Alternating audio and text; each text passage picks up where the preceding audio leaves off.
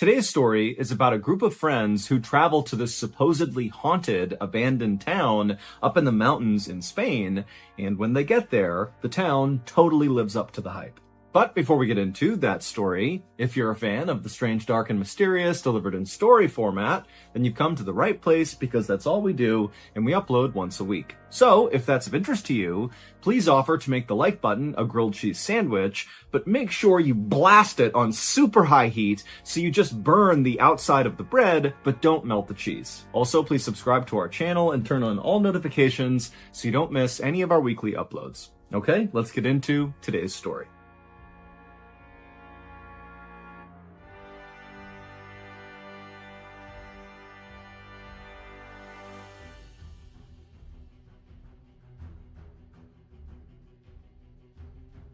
On the afternoon of October 16th, 1991, a 36-year-old man named Enrique Martinez bent down, pulled out his pocket knife, and he carefully cut through the stem of a mushroom that was growing right next to a mossy log.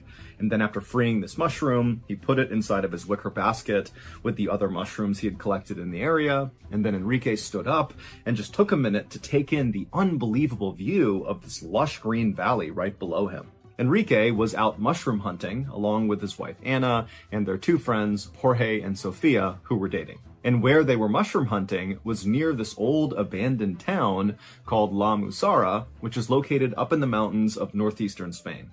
It had been Jorge's idea to come to this area and explore. Jorge had heard all these crazy stories about La Musara, about how it was haunted, and there was all this creepy folklore surrounding this town. As for Enrique, he didn't really care about the lore surrounding this town. Frankly, the town was not that interesting to him.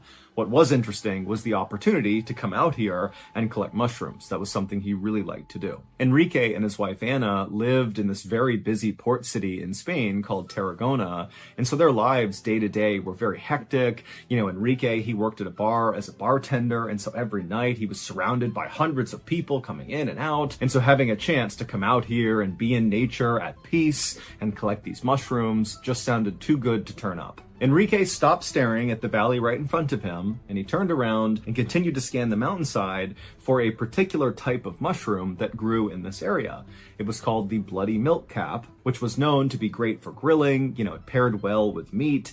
And so Enrique's plan was to go out on this mushroom hunting trip, and when they got back, he wanted to cook a feast using these mushrooms for his wife and his friends. The group slowly made their way uphill until they finally saw the outskirts of the abandoned town, La Musara. La Musara was more than 900 years old, and now it was just a collection of crumbling ruins, some dating back to prehistoric times. La Musara had never been a big town. At its peak, it had about 300 residents. But the last of the remaining residents of this town had finally fled 40 years earlier, and so now it was a ghost town. The group made their way over to one of the buildings that was right on the outer perimeter of La Musara. It was basically just a foundation with 3 walls still standing. There was no roof, but the friends, they went over to this building, and from right next to it, they were able to look straight down the main drag of La Musara.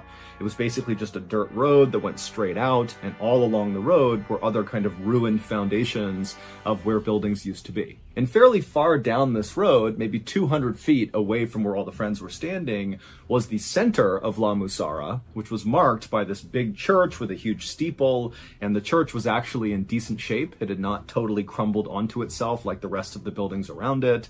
And then behind the church, somewhat visible from where the friends were standing, was this overgrown cemetery. And then kind of off to the side of the church was this pond that was also very overgrown, and it was full of croaking frogs. Enrique and his friends just stood there next to their dilapidated building, staring at La Musara in silence. Now, they knew this place was going to be very creepy. People had said it was haunted, and that was a big reason why Jorge wanted to come here. But now seeing it in person, really the creep factor was much higher than they expected. It really did look like a spooky place. And then adding to the spook factor was very clearly, as they were looking down this main road, the friends could see this mist kind of starting to envelop the town. Jorge had told the friends when he was doing his research about La Musara that the mist was really a trademark of this town, that at night it basically got completely consumed in white mist. But now the friends are looking down this road, it's the middle of the day, and already the mist is starting to come in. Finally, Jorge broke the silence and said, "Hey, I want to show you guys something." And he grabbed his girlfriend Sophia's hand and he began kind of jogging down the main road in the direction of the church. And so Enrique and Anna followed behind. And after only walking maybe 10 or 20 feet, Enrique happened to turn around and look back where they had just been standing next to this dilapidated building. And already he couldn't see that building because this fog had rolled in and totally obscured his view.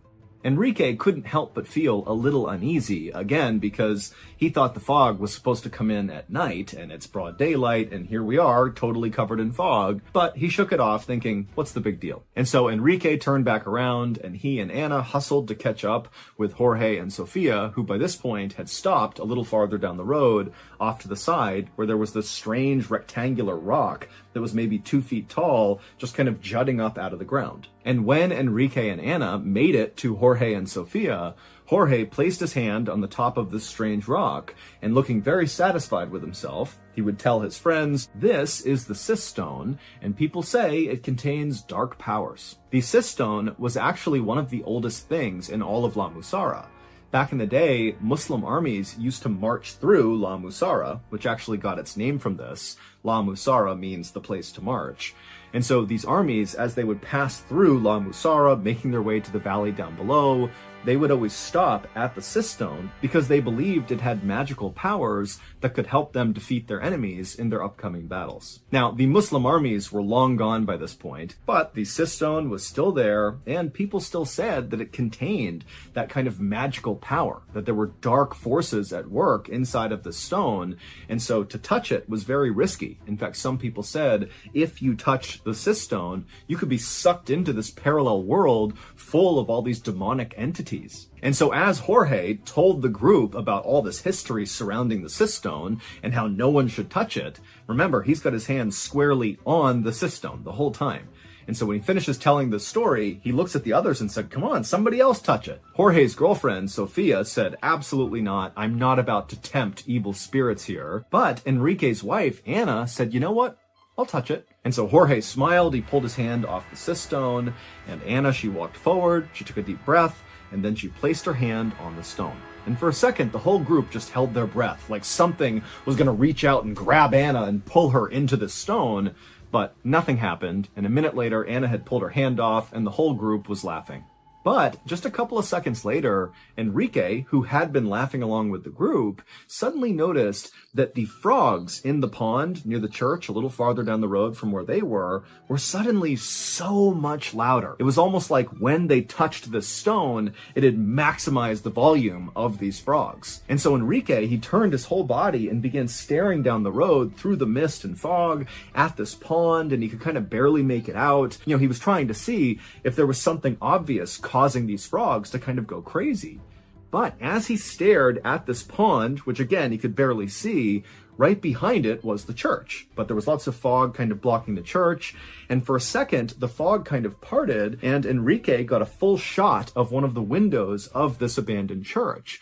And in the window was this dark figure just standing there staring at Enrique and his friends. And Enrique, he sees this thing in the window, and in a second it was gone. And then the fog rolled back in, covered up the window, and Enrique couldn't see anything anymore. And so Enrique just stood there in stunned silence, having no idea if what he just saw had really just happened or if it was in his imagination or something. But before he could even try to process what had just happened, he heard his name being called. And so he kind of snapped out of it, and he turned back to the group, and it was Anna, who was now jokingly saying, "Come on, Enrique, touch the stone too." Enrique quickly scanned Anna, Sofia, and Jorge's face, and they were all smiling and laughing still, and so clearly none of them had seen this figure in the window. And so Enrique, he kind of just looked at all of his friends, and then he looked back in the direction of the church and this window, which again he couldn't see because the fog was blocking it out. And so Enrique just tells himself, okay, there's no way that I just saw some dark figure moving around this abandoned church. You know, that must have been my imagination. I'm totally fine. And so he turned back to his friends, and he could tell they were not going to let it go until he touched this stone. And so he said, fine, and he walked up and he touched the stone. And immediately, as soon as his hand made contact with that stone, everything seemed to change. The air around Enrique got cooler, and the stone itself started to warm up. And as this happened, Enrique, whose hand was still on the stone, began to think, wow, I could do this for hours. I could just stay here and leave my hand on the stone. I mean, this is amazing. But then somewhere buried deep in his mind, Enrique began telling himself, get away from the stone. Take your hand away, get away right now. And so finally, Enrique did yank his hand away, and right away, all those feelings he was having as he touched the stone disappeared. The air went back to normal. He did not feel compelled to touch the stone, and he just kind of was left thinking, what just happened? And so Enrique's wife, Ana, along with Jorge, they were both grinning at Enrique, waiting for him to tell them about what it was like to touch the stone. But behind them, Sophia, Jorge's girlfriend, she was not happy. She was the only one who had not touched the stone. And so she spoke up and said, guys, let's get away from the stone. I don't want to continue to tempt evil spirits, okay? Let's just go. And so Jorge threw his arm around Sophia and told her to lighten up, and then said, come on, let's do some more exploring. And so Jorge took Sophia's hand, and he continued walking down the main road in the direction of the church, and Enrique's wife, Ana, she quickly followed right after them, kind of running to keep up, like she was a kid who was excited about what they were doing. But Enrique, he just stayed put for an extra second, because even though he had told himself that, whatever he saw in the window was nothing, he could not help the fact that as soon as he touched that stone, he felt different. There was something off about the stone, and really there seemed to be something off about this whole village, which by this point was now completely enveloped in fog. They were totally covered. Now, Enrique, at this point, did just want to leave La Musara. He didn't want to be there anymore. The place was totally creeping him out.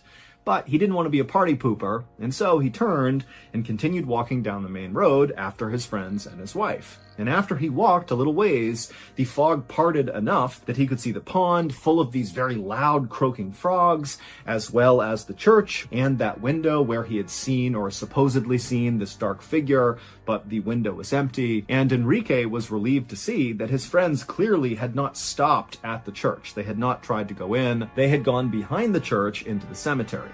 Enrique did not want to go inside of the church because even though, again, he had told himself that, that figure wasn't real, it wasn't really in the window, still there was a part of him that wanted to stay far away from this building. But after Enrique walked past the pond and began side-skirting the church to get to the cemetery, he just stopped and turned and actually faced the window, kind of like involuntarily. He was looking at the window where this dark figure had been. And again, it's empty, there's nothing there, but Enrique felt like something was pulling him towards this window. And so without saying anything to his friends, who aren't really paying attention to Enrique, they're kind of just walking around the cemetery, Enrique walked right up to this window. He's right in front of it, he's looking inside, and now he can see into the actual church. And it's totally ruined inside, but he can see where the pews used to be on the ground, and he could also see where the pulpit used to be, where the priest would give mass. And as Enrique stood there staring into the church, he kept leaning closer and closer and closer into the church until finally he felt like he really wanted to move away and get away from the church, but it was like he couldn't. He just kept getting pulled into this opening. And then as this was happening, the sound of the frogs got louder and louder until Enrique felt like he was totally consumed by these frogs. Meanwhile, just around the corner of the church and back in the cemetery, Ana, Jorge, and Sophia were kind of laughing and walking around the cemetery, reading the different headstones, when at some point, Ana, Enrique's wife, just happened to look up when she realized Enrique was not there with them. And so Ana, she walked over to the gate of the cemetery and she looked up along the side of the church, and there was Enrique kind of leaning forward into this window looking into the church. And so Ana, she yelled out to him a couple of times, but Enrique did not even notice her or acknowledge her. He just continued leaning forward looking in this window. And finally, Ana got right up next to Enrique and she actually shook his shoulder. And when she did that, Enrique kind of snapped out of it and turned and looked at her, but didn't say anything. He just had this totally confused look on his face. And Ana, she looks up at her husband and she's like, come on, come into the cemetery. That's where everyone is. Come on. And then Ana turned and skipped towards the cemetery. And once Ana was back in the cemetery, she just got right back to walking around and looking at all the different headstones. And at some point, as she was looking at one particular headstone, she took a few steps back to get a better look at it, and she accidentally bumped into another headstone, a big cross that had a line drawn across it, and it fell to the ground and it broke. Jorge and Sophia heard the sound of the stone breaking in half, and they turned and looked at Anna, and they kind of quickly understood what had happened. And Jorge, he just started laughing at her, and he said, "Oh boy, now you've upset the evil spirits in this town. You better put that back together." Now, Anna was trying to make light of this, but she was totally panicking and did not like the fact that she had just desecrated a gravesite in a potentially haunted town, and so she began picking up the headstone and trying to put the stone back on top. But it was no use. It was totally broken. And so as Anna continued to fumble with this headstone, and as Jorge continued to laugh and harass her about all the evil spirits that were going to attack her because of what she did, Jorge's girlfriend, Sophia, who was right next to him, she started getting on edge, and she said, "Hey, Jorge, is it true that this place is haunted? I mean, really, is this actually a haunted town? I mean, what's the deal?" And Jorge, at this point, he stops laughing at Anna, and he turns to Sophia, and he goes, "Yeah, I think this place really is haunted." And then he would tell them the story of how La Musara came to be known as a haunted town.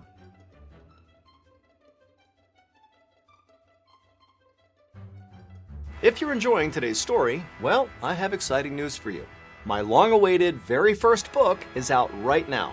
It's called MrBallen Presents Strange, Dark, and Mysterious, The Graphic Stories, and it's shipping worldwide right now. This graphic novel was truly a labor of love, but I can tell you it came out just beautiful, and I think you're going to love it as much as we do. It has 4 feature-length, brand new stories, one of which you're listening to right now, along with 5 OG classic MrBallen stories that have all been reformatted and re-edited to fit this book. If you want to purchase a copy of this bad boy, just go to book.ballenstudios.com, or you can go wherever books or audiobooks are sold. And speaking of audiobooks, if you enjoy hearing me tell you stories, well, guess what? There is an audiobook version of this. And I can tell you, when I recorded said audiobook, I got really into it and kind of, at times, went off script, kind of dramatically so. And so it winds up being this really cool accompanying piece to the graphic novel, but it's also a really unique standalone MrBallen piece. So it's like a really cool thing to get that is not just a regurgitation of what you read in the book. It's its own thing. Again, my first book, MrBallen Presents Strange, Dark, and Mysterious, The Graphic Stories, is out right now and shipping worldwide. Go to book.ballenstudios.com or anywhere else books are sold to get your copy today.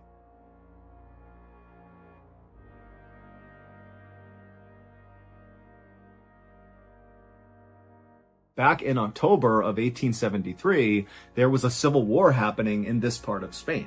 And one of the rival armies was using the caves in the mountainside kind of near La Musara as sort of makeshift field hospitals for their wounded. And one night, a very famous general named Cercos was wounded in battle. He was brought into one of these caves, and that was where he died. Now, Cercos was a beloved leader, and so the people inside of this cave really wanted to give him a proper burial, but they knew they had to keep his death a secret, because if it got out to the rest of the men that their leader had died, it would be totally demoralizing, and it would really give their enemies a victory. And so the 6 people inside of this cave, they built a coffin and placed Cercos inside of it, and then early the next morning, when it was still dark out, these 6 carried the coffin with Cercos inside of it up into La Musara, and they buried him secretly in the cemetery behind the church. Weeks later, 5 armed rival soldiers climbed up the mountain into La Musara to look for General Cercos. They didn't know that he had died in that battle. In fact, really, besides those 6 people that saw him die and secretly buried him, nobody knew he was dead. And so these soldiers actually thought Cercos was hiding out in La Musara. And so these soldiers began busting into all the civilians' homes in La Musara and ripping them apart looking for this general, and they'd send the people out into the streets and tell them they're going to kill them unless they give up information about where this general is. And finally, after about an hour of this, an elderly man who lived in La Musara had just had enough, and he stepped forward and he told the rival soldiers that General Cercos was dead, that he was buried in the cemetery behind their church. But the rival soldiers didn't believe the man. They said, "Okay, show us proof." But the elderly man said, "Well, I don't know exactly where he was buried in the cemetery. I just heard that's where he was buried." And so the soldier said, "Okay, get everybody over to the cemetery right now." And so all the townspeople made their way over to the cemetery, and the soldiers followed them. And then once they were there, the soldiers demanded that the townspeople begin basically digging up all the graves to find Cercos. And as the townspeople began to dig, the sound of the frogs in the nearby pond began to get louder and louder and louder, until finally the leader of these rival soldiers actually stepped away from all the chaos happening in the cemetery and walked over to the pond and began firing his gun into the water to get the frogs to stop. But they wouldn't. They actually only got louder and louder. And so the leader of these rival soldiers finally just gives up on trying to quiet down these frogs, and he turns around and walks back into the cemetery, and he finds all the townspeople have stopped digging. They've basically dug up every grave, and they haven't found Serkos, and they're just kind of waiting to see what happens next. But the leader, as he looked across this graveyard, he noticed there was one grave that very conspicuously had not been touched. Everything around it had been dug up, but not this. No one had touched that grave. And so the leader said, "Go, dig that one up." But immediately the townspeople kind of took a step back and acted like, "No way, we're not going near that grave." And so finally a townsperson actually stepped forward and said to the leader of these rival soldiers that that grave contained this old woman who had died recently, who everyone suspected of being a witch. And so it was dangerous to try to dig her up. But the rival soldiers did not care at all about this. They just raised their guns and demanded the townspeople dig that grave up immediately. And so they would. They would go over, they would unearth this coffin, and then the rival soldiers would pop open the lid. And as soon as it was open, everybody went silent. Because this woman, who had died weeks earlier, looked totally preserved. She was laying on her back and her skin was very pale, but it had not begun to rot yet. Even her cheeks still had a kind of pinkish hue to them, and her lips were open partway, as if she had been buried mid-sentence. But what really had startled the group into silence was this woman's eyes were wide open when they opened up this coffin. It looked like she was looking directly at all of them. And so after a couple of seconds of the silence from seeing this woman for the first time, the townspeople began to cry and scream and back up away from this coffin. And the rival soldiers, they were startled too by this woman's appearance, but they were more angry than anything else, because by finding this woman in this grave, it meant they had not found the general. And so out of frustration, the rival soldiers grabbed this old woman's body, this witch's body, and they pulled her out of her grave, they strung her up to a tree, and they just sat there shooting at her constantly until her body had basically been obliterated by all the bullets. And then finally, when the soldiers stopped shooting, they realized everything had gone quiet. Just a second earlier, the cacophony of these frogs croaking in the pond that had been so loud it was like totally overwhelming had now completely ceased, and it was like the town had gone absolutely still. And this stillness and quietness was so unsettling for these soldiers that they actually just turned and fled right there without saying a word to the townspeople.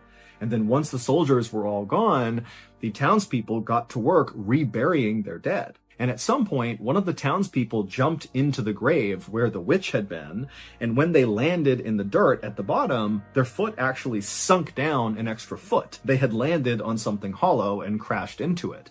And what it was another coffin. There was another coffin buried below this woman's that the soldiers had not seen. And this secret coffin belonged to General Serkos. When those 6 people had secretly buried General Serkos, they had just placed his coffin at the bottom of an open grave that was about to be filled with somebody else's coffin.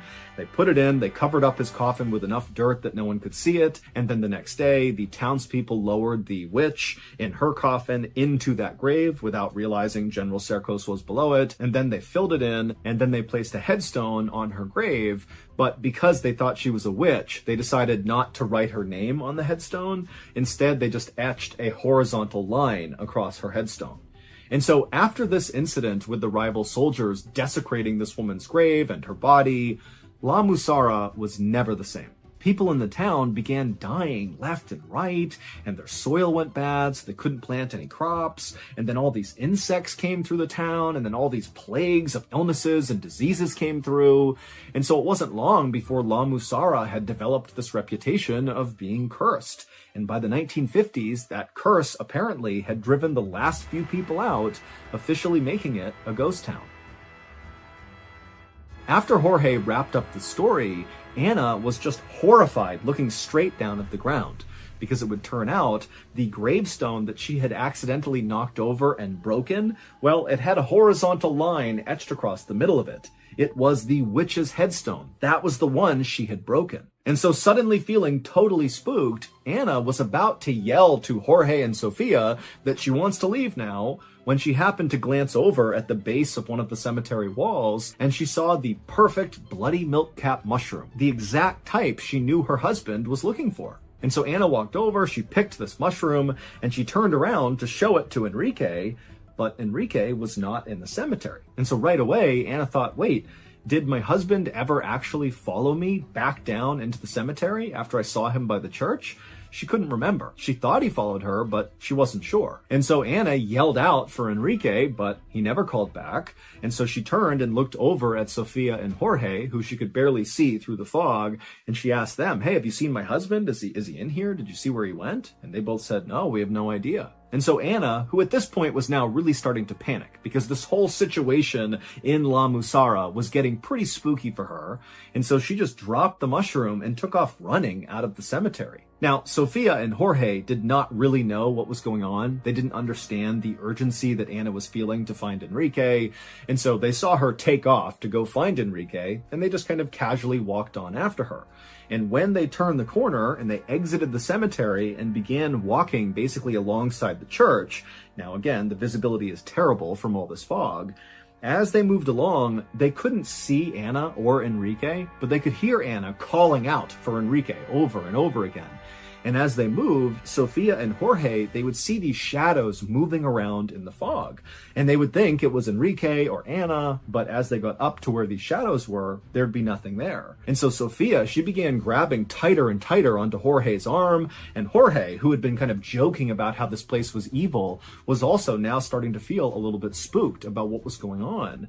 And so they began walking a little bit faster and faster in the direction of Anna's voice. And as Sofia and Jorge got closer and closer to Anna, the sound of the frogs in that pond began to get louder and louder and louder until Jorge and Sofia could barely hear Anna over the sound of these frogs. And then just like that, frogs stopped. And all Sofia and Jorge could hear was the sound now of Anna crying. Now, Jorge and Sofia could not actually see Anna because of the fog, but they walked in the direction of her voice, and they ultimately found Anna crouched down with her back to them right in the spot where Enrique had previously been standing staring in that church window.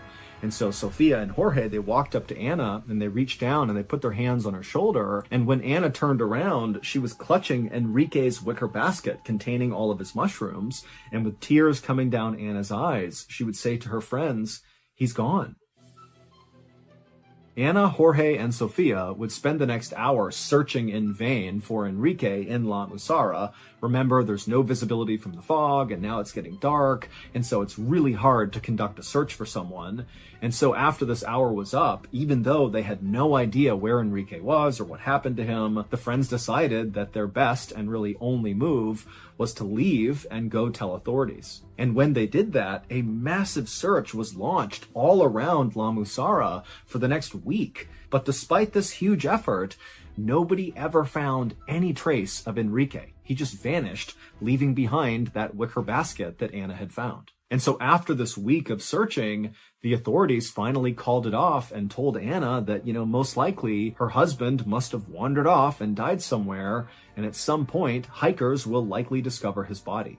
But Anna could not accept this conclusion, and so she continued to go back to La Musara to look for Enrique. And in January of 1992, so 3 months after Enrique had gone missing, Anna, Sofia, and Jorge returned to La Musara to do another one of these additional searches. And during the search, the friends were walking past the church, and they passed by that same window where Enrique had been standing looking inside, and also where his basket had been found by Anna.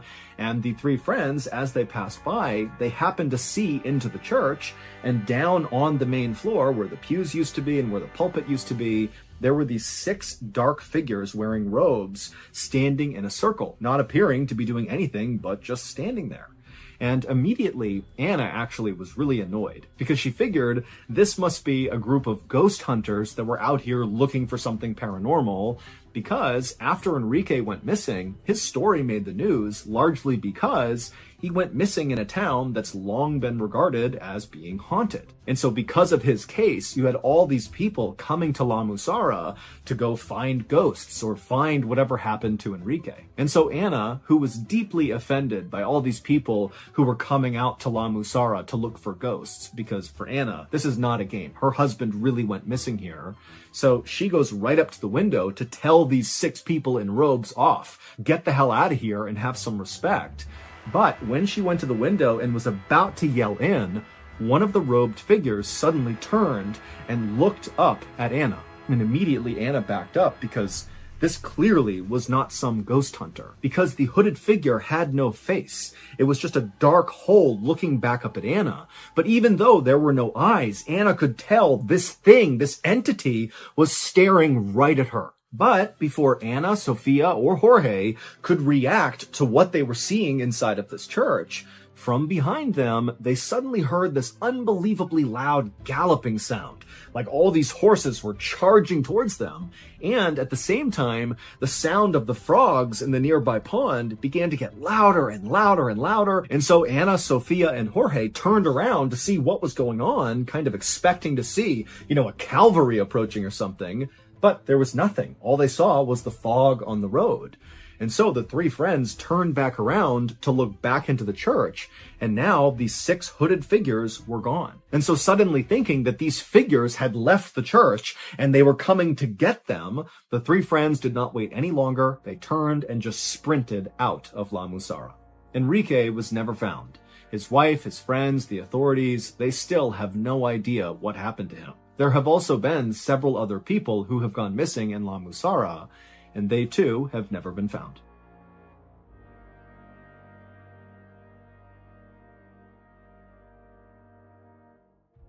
Just a reminder, my very first book, MrBallen Presents Strange, Dark, and Mysterious, The Graphic Stories, is out right now and shipping worldwide. You can find it wherever books or audiobooks are sold. This book is truly a brand new experience for anybody who's a fan of the strange, dark, and mysterious. We've never had a book before, so this is a big deal. It's a collection of 9 stories. Some are new, some are old, but they're all awesome. The artwork is incredible. The storytelling is just superb. So if you have not purchased your copy yet, or you haven't bought it for one of your friends yet, well, come on. Go to book.ballenstudios.com or go to wherever books are sold and get a copy today. Again, that is book.ballenstudios.com or go to wherever books or audiobooks are sold to get your copy of our first book today. So that's going to do it. If you're looking for more strange, dark, and mysterious content, remember we have a whole slew of strange, dark, and mysterious shows. We have the MrBallen podcast, MrBallen's Medical Mysteries, we have Runful, Bedtime Stories, and Wartime Stories. They are all excellent, they are all free, and available on all podcast platforms. All you have to do is just look up Ballen Studios wherever you like to listen to podcasts, and boom, you can find them all and start your binge. Thank you very much. Until next time, see ya. Wait, don't go anywhere. If you're looking for more strange, dark, and mysterious videos, click here. There are many extreme religious practices and rituals out there, but there may be none more extreme than the Buddhist monk practice of Shokusenbutsu. This brutal ritual was created in 835 AD, and since then, over 1,000 years, countless monks have tried to do it. However, only 24 have ever actually been successful. Today, I'm going to walk you through the 3 phases of this ritual, and at the end, I'm going to show you pictures of what a successful Shokusenbutsu looks like. However, be warned, the images are very disturbing, so viewer discretion is advised. But before we get into that story, if you're a fan of the strange, dark, and mysterious delivered in story format, then you've come to the right place because that's all we do, and we upload once a week. So, if that's of interest to you, the next time the like button is counting something really important, start shouting out random numbers to mess them up. Also, please subscribe to our channel and turn on all notifications so you don't miss any of our weekly uploads. Okay, let's get into today's story.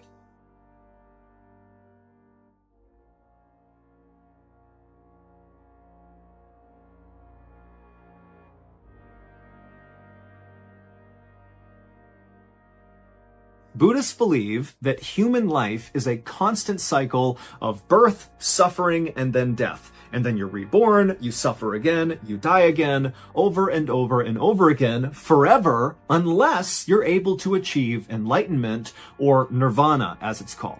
However, no one really knows what nirvana actually is, what it looks like, what it feels like, where it is. Buddhists will say that the only way to actually understand nirvana is to experience it yourself. It's kind of like trying to describe to someone what chocolate tastes like. You can use any number of superlatives to describe the flavor, but until that person bites a piece of chocolate, they won't really fully understand it. And so, the goal of all Buddhists is to try to attain nirvana. And every day, hundreds of millions of Buddhists all around the world try very hard to do just that. But within Buddhism, there is a small subset of practitioners who have effectively dedicated their entire existence to attaining nirvana. And these people are the famous Buddhist monks. It is extremely difficult to become a Buddhist monk because the sacrifice is enormous. You have to leave your family, your friends, society, all your possessions, your name, your status, everything, and go live in a monastery, which is a kind of isolated place where monks live, and there you will spend your life living this very simple, very strict religious life where basically all you do is try to attain nirvana. As a result of this extreme lifestyle that Buddhist monks live, they have developed a reputation for being some of the most disciplined people on the planet. But even by Buddhist monk standards, their sacred ritual of Sokushinbutsu takes discipline to a whole nother level.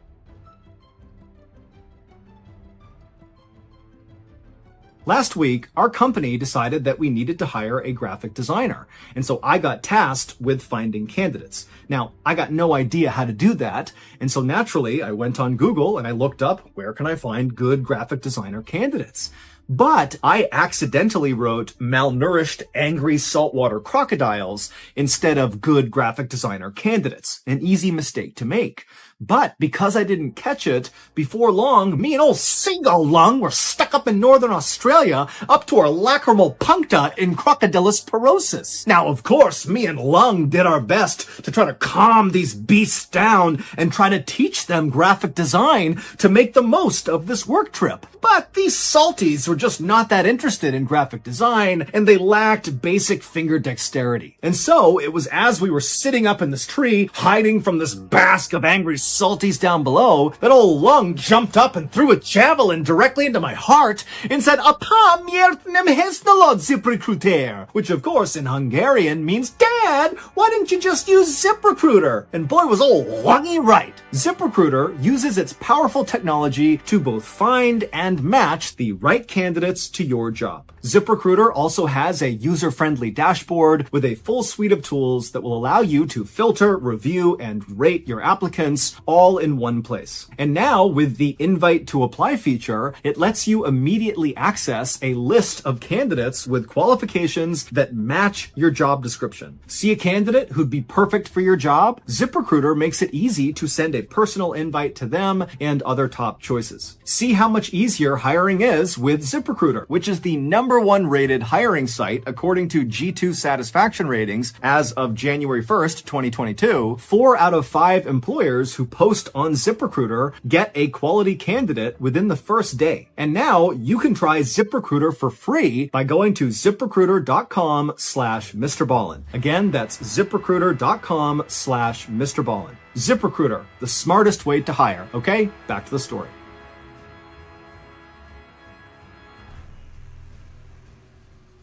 Sokushinbutsu was created over 1,000 years ago up in the rugged mountains of northern Japan by a sect of Buddhists called the Shingon. And the Shingon believed that you could attain nirvana through physical punishment. And out of that idea was born the incredibly brutal Sokushinbutsu ritual. In short, Buddhist monks can choose to participate in this ritual, and if they successfully complete it, they might attain nirvana. But they won't know until the ritual is over. Meaning it's kind of like a big gamble. Put yourself through absolute hell, and maybe you have this huge payoff, but maybe not. However, trying to attain nirvana through other means was really difficult. There was no other really clear pathways to nirvana, and so having this one distinct pathway, no matter how difficult it was really appealing. And so since its creation, hundreds and hundreds of Buddhist monks have tried it, and maybe less than 100 have actually successfully completed it, and then of that 100 or less, only 24 have actually attained nirvana through this process. The instructions for Sokushin Butsu are actually quite simple. There are 3 phases. Phase 1 is called Moku Jikagayo, which roughly means tree-eating training, and it's primarily focused on the monk's diet. It takes 1,000 days to complete this phase. However, most monks go much longer than 1,000 days. During this phase, monks will only eat byproducts of trees, things like seeds, nuts, tree bark, tree roots, pine needles, and they will collect all this food on their own. It should be noted, though, that some monks in this first phase will ingest small rocks. This is likely done because they are starving and they can't find food, and by eating the rocks take up space in their stomach and kind of curb their appetite a little bit.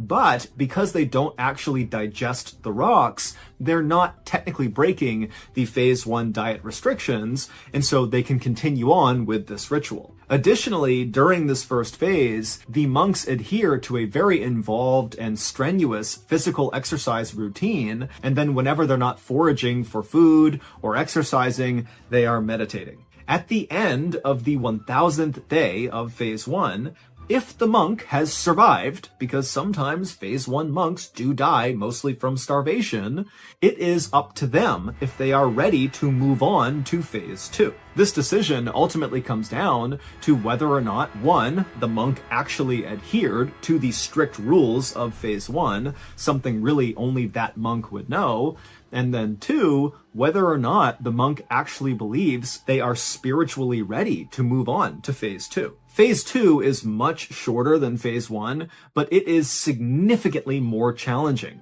And so the monks going into phase 2, they really need to kind of bring their A game and have no second thoughts. They need to be fully committed to phase 2 in order to successfully complete it. For reference, most of the 24 monks who successfully attained nirvana through this ritual repeated phase 1, 2, or even 3 times just to make sure they really were ready. Phase 2 is called Nyojo, and it roughly translates to deep meditation. But a better way to think about what this phase entails is these monks need to enter into a sort of trance-like state, almost like an out-of-body experience, because what they're going to go through in this phase is so physically uncomfortable that unless you're able to kind of detach mentally, there's just no way to go through with it.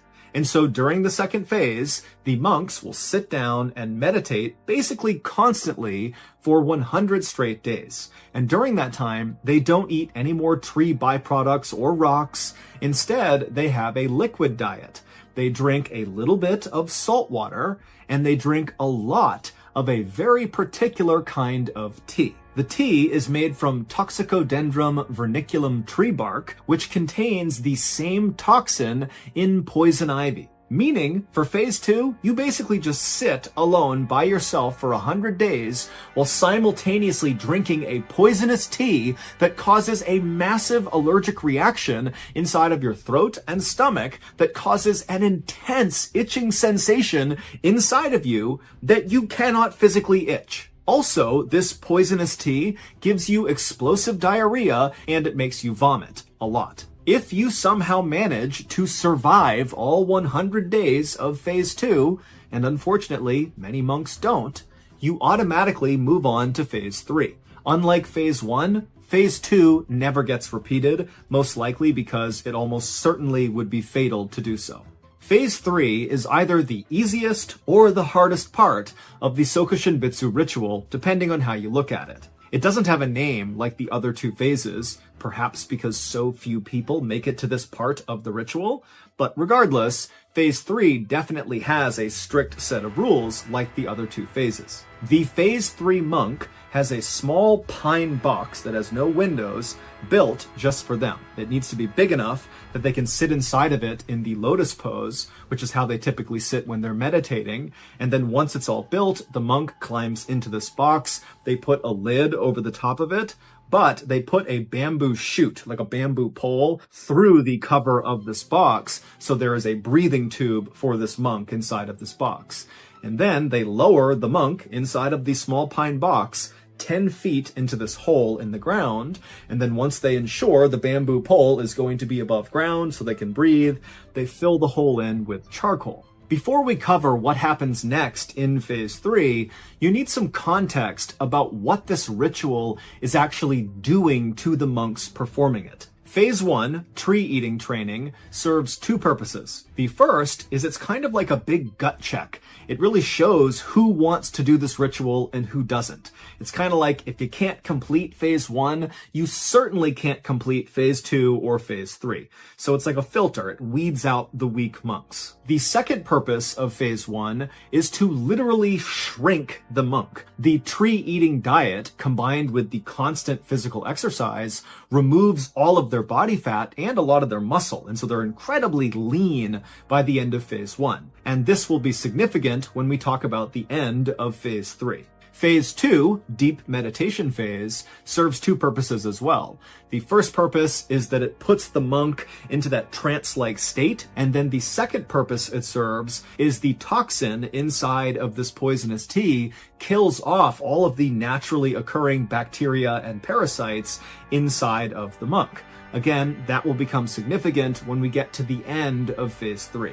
Speaking of which, so in phase 3, the monk is put in their box, they're lowered 10 feet into the ground, the breathing bamboo shoot is installed, the charcoal is dumped on top of them, and then for several days, the third phase monk will sit in total darkness and meditate constantly, and each day, they have a bell down there with them, they ring the bell. That's the only thing they have to do besides meditate. And above ground, there is a team of monks that are supporting this ritual, and they're listening for that bell. And the first day they don't hear the bell, it means the monk in the box has completed the ritual, and now it is time to see if they have attained nirvana. In Buddhism, someone whose body does not decay, aka a mummy, is someone who has cheated death. And to cheat death is to remove yourself from the vicious human life cycle of birth, suffering, death, repeat.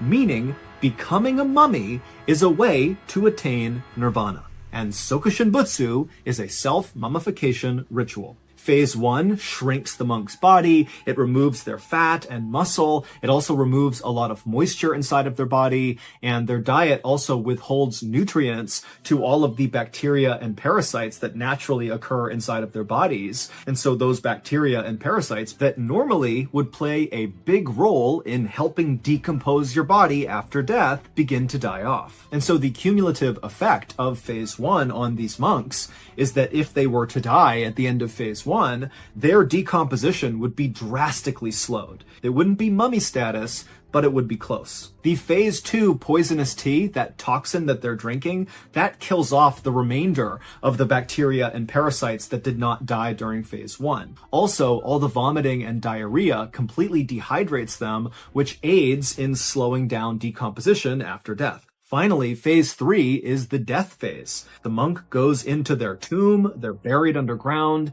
and they ring that bell each day to tell the people on the ground that they are still alive. And then when the bell stops ringing, it means the monk in the box is dead. At which point the crew on the ground removes the bamboo breathing pole and then lets the body sit in the box underground for another 1,000 days. And then after 1,000 days, they pull the box up, they lift the lid off, and if there is little to no signs of decay on their body, it means the self-mummification ritual worked, they're a mummy, they've attained nirvana, and now their body is holy. And so they're brought out of the box, they're dressed in robes, they're placed in the monasteries, and they are worshipped. As for the unlucky monks who get to the end of Sokushin Butsu, but are found to be decomposing inside of their box when they're brought back up again, they're just placed back inside of their pine box and buried, and they are not worshipped. Sokushin Butsu was made illegal in Japan in the late 19th century, but we know monks continued to practice it into the 20th century, and in theory, today, monks still might practice it in secret.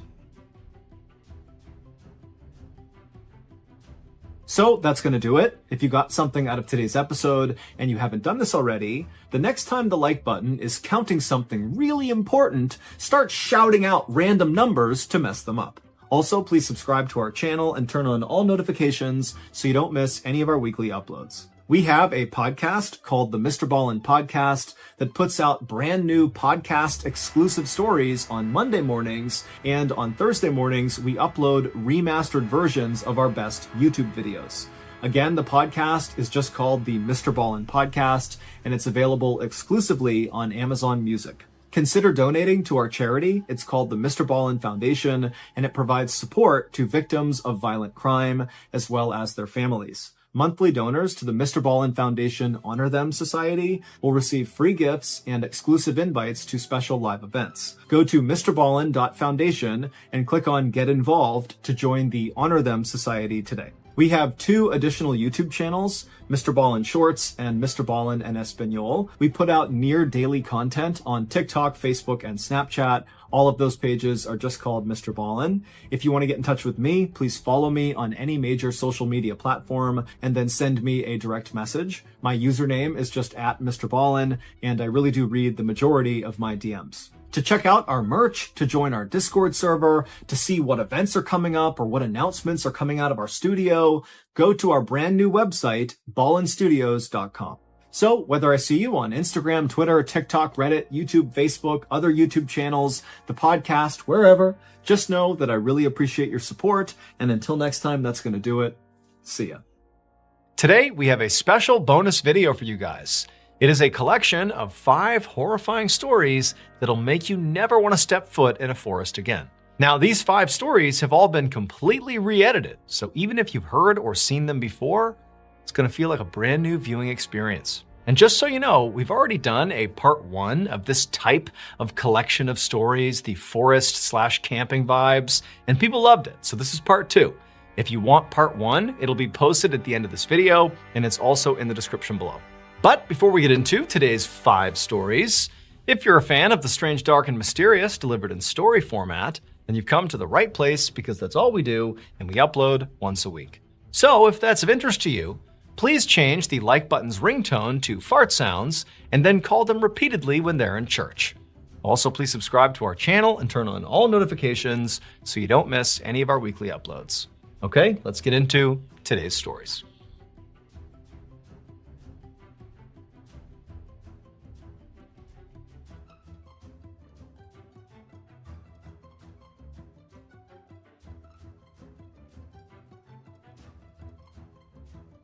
In the summer of 2013, a young woman named Katie and her father decided to go camping at one of their favorite campgrounds in the Sierra Nevada mountain range. Katie loved going camping with her father because he was this totally accomplished outdoorsman, and he used to be a wilderness guide for much of his life, and so she just always felt like she was in great hands whenever she was out in the wild with him, and she had kind of become a fairly accomplished outdoorswoman herself. When they arrived at the campground, the parking lot was packed with cars. And they're like, shoot, I wish we'd called ahead a couple weeks ago and reserved a site because they're probably not even available now.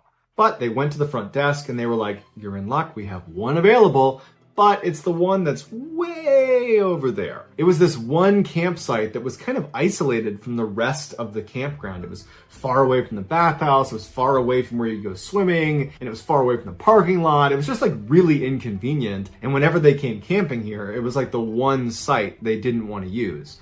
But beggars can't be choosers. They were happy to even have a site. And so they drove all the way down this little road into this very isolated campsite, kind of in the middle of this forest. Once they got there, they began setting up their respective tents because they were not going to be staying in the same tent. They each had these very small backpacking tents, which were so small that you could either zip it up all the way and stay warmer and more protected, but you had to sleep in a ball because your legs would not fit otherwise. Or you could unzip the front of your tent, and when you lay down, you could extend your legs fully, but your legs are protruding outside of your tent. So you could only do that in warmer weather and if you were comfortable having your legs poking out into the wilderness. After they set up their tents and they get their coolers set up and they have all their stuff kind of the way they want it, they go out hiking for the rest of the day. When they come back, they're totally exhausted, they fall asleep, and nothing of note occurs over that first night. The next day they get up, they go back out, they go hiking all day all over again, and they come back that night and they are totally exhausted again. And they get into their tents and they go to bed.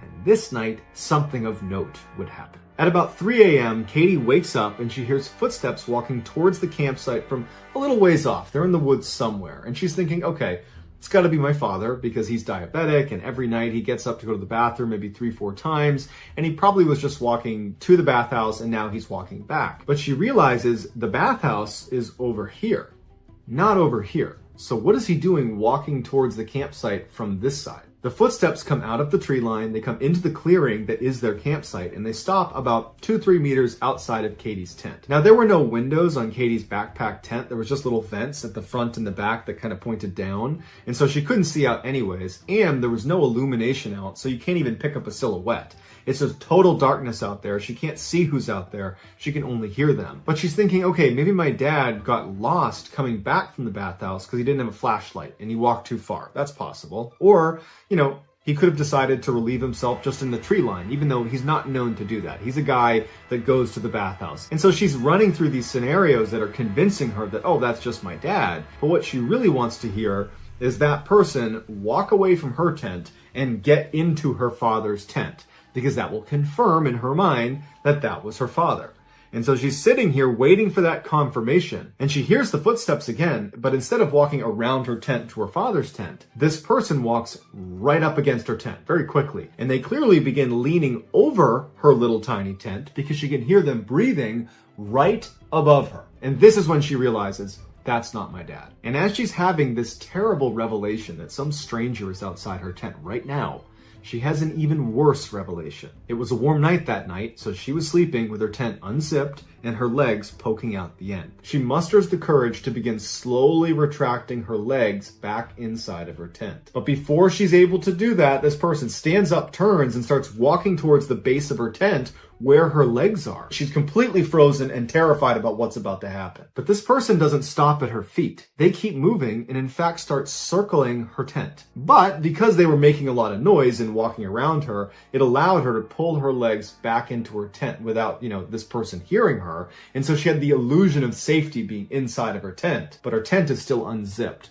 So she's waiting for this person to come around and crouch down and look inside of her tent because it's open.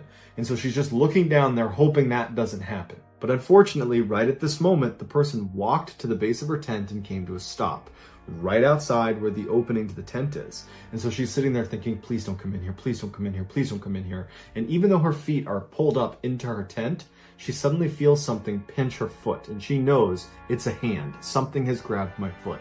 And she stifles a scream and she starts shaking uncontrollably because her instincts are telling her, don't let this person know you're awake. And luckily, as she's sitting there shaking from fear and trying to be quiet as best as she can, she's holding her mouth. This person stands back up again and goes back to the spot next to her tent and leans over the tent once again, and she can hear them breathing right over her. And so for several minutes, she lay there shaking with this random person who pinched her foot a minute ago, hovering over her tent in the middle of the night. And she has nothing she can do. And she's just quiet. She's hoping it's going to end soon. And eventually this person would turn around and walk over to their cooler and their table and some other things that were out. And she hears some rummaging going on. Some things are being moved around. And then this person just kind of walks off into the distance. But she doesn't know if they're gone. She doesn't know if they're standing in the edge of the tree line waiting for her to come outside. Maybe they laid a trap for her. And so she just lays there, silent, doesn't move, and she's praying to herself, please don't let anything happen to me or my father. And all night she's just laying there. And then eventually she does fall asleep. Probably hours go by, but she does fall asleep because she wakes up again when she hears her father unzipping his tent. And she charges out to meet him. And she can tell right away that he's scared. And before she can even say or begin to describe what's happened to her, he says, were you outside your tent last night at about 2, 3 in the morning? Because I heard all sorts of commotion near our cooler. I wasn't sure if it was an animal. I wasn't sure if it was you. And she starts telling him, no, this is what happened to me. And as she's describing what happened to her, he looks behind her at the picnic table, which was next to their cooler, and they had their backpacks on it. Basically anything that didn't fit in their tents they kept near this picnic table. And he points at it. And she turns around, and any item that was in the cooler or in their backpacks or that was just out has been stacked in a pyramid formation on this table. Clearly, the guy who was here last night did this for some reason they don't understand. And as they go over to look at it to see if anything's been taken, they notice this track of footprints, like these heavy footprints that have been going around and around Katie's tent. So she clearly wasn't imagining it. And so that instant, they packed everything up, got in their car, and they left. And to this day, they can barely talk about it with each other because it's all the things that could have happened. The father felt horribly guilty because he clearly heard this person, but didn't leave his tent. And his daughter was clearly in danger. And his daughter's thinking, the tent was open. This person was crouched down, reaching into my tent, grabbing my feet. Like, that's such a horrifying image. And so this has been completely traumatizing for them, and they just don't talk about it anymore.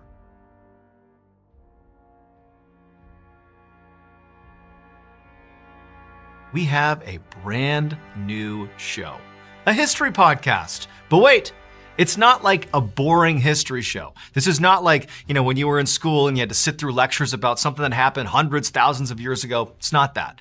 We're going to pull from history, but we're going to tell the true stories behind moments in history. We're going to give you stories that feel like MrBallen stories with plot twists and crazy point of views. It's going to be classic Ballen storytelling, but again, historical is the context. Here, let me give you an example.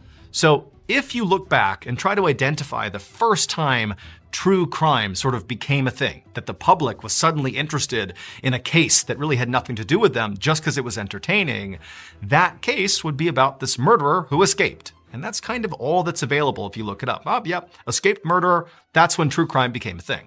But did you know that that case, the escaped murderer, was way more compelling and exciting than most people give it credit for? People were interested at the time because there was this crazy transatlantic boat chase, and there was this crazy hunt for the killer, and the killing itself was so grisly, and that story really doesn't get told much. It's just kind of a statistic in a history book. And so what this podcast does is it finds cases like that and actually shows you why history is so cool and so interesting. And that's just episode 1. So this new history podcast is called A Twist of History, and it's live right now. So go to any platform where you get your podcasts and look up A Twist of History, or just search for Ballen Studios and you can find it that way. Follow the show and tune in each week. And if you really want to, give us a 5-star review. The show is totally free. New episodes every Wednesday.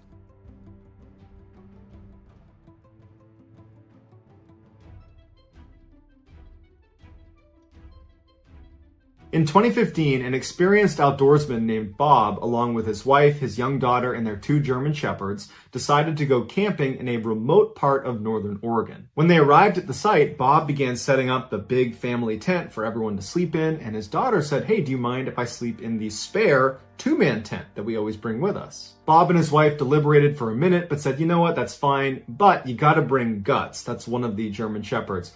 Guts needs to sleep with you because he's gonna be your protection. So that night, after some s'mores around a campfire, Bob's daughter, along with Guts, retreat to their 2-man tent, and Bob, his wife, and Leah, the other dog, retreat to their tent. That night, Bob wakes up suddenly to what sounds like footsteps outside of his tent. And he looks to his side, and his wife is still in the tent with him, and so is Leah, the other dog. And he listens really closely, and he can hear his daughter is snoring, and he can hear the sound of Guts breathing. So his whole family is accounted for, but he still hears these footsteps.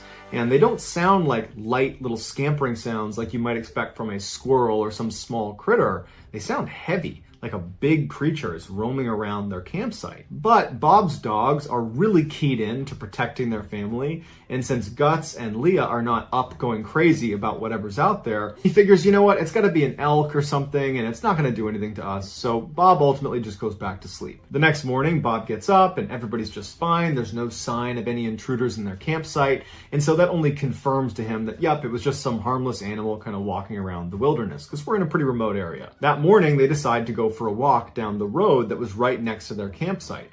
And so they take the dogs, they start walking, and they make it a couple hundred feet down this road when all of a sudden Guts sees something or hears something and takes off sprinting down the road and turns down this little access road that branches off of the road they're on into the woods. And Bob is thinking, oh no, there's a campsite down there and this big German Shepherd's gonna bound up on them and something bad's gonna happen.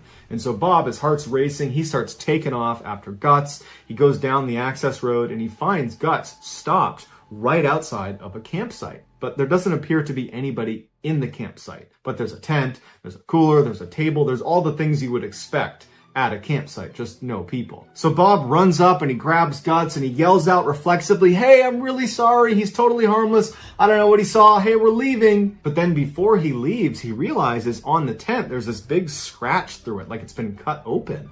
And curiosity gets the better of him. And so he kind of walks up, keeping an eye out in case he's wrong and there are people still here. But as he gets closer, he realizes there's definitely no one here. This site is abandoned. Because he's looking around and all of their stuff has just been ransacked. There's scratch marks on everything, like animals have clearly come through here. And Bob, who is an avid outdoorsman, he knows how much some of their equipment cost. And he's thinking, why would anyone abandon this really expensive tent or this really expensive cooler? And as he's thinking about that, he turns and he sees there's a propane tank, a solid metal propane tank that has been completely flattened. But there's no tree that's fallen nearby. There's no source. There's no way that could have been flattened. So he's definitely unsettled by this, but ultimately he decides, you know what? I'm gonna take my family, go back to my campsite. I'll just call the park rangers. They can come down here and they can figure out what this is. Later that afternoon, Bob and his family are back at their campsite, just a couple hundred feet away from this abandoned campsite. And at one point, his wife gets up to go use the bathroom. She walks about 70 feet away behind a tree and she squats down. And then all of a sudden, she gets up and starts running back towards camp. And Bob sees this. He turns and sees her running towards him. At the same time, Guts gets up and starts sprinting towards her. And so Bob's thinking, what the heck is going on? Bob turns to his daughter and says, stay right here with Leah. And Bob gets up and starts running towards his wife. And Guts, at this point, has run to his wife and past his wife.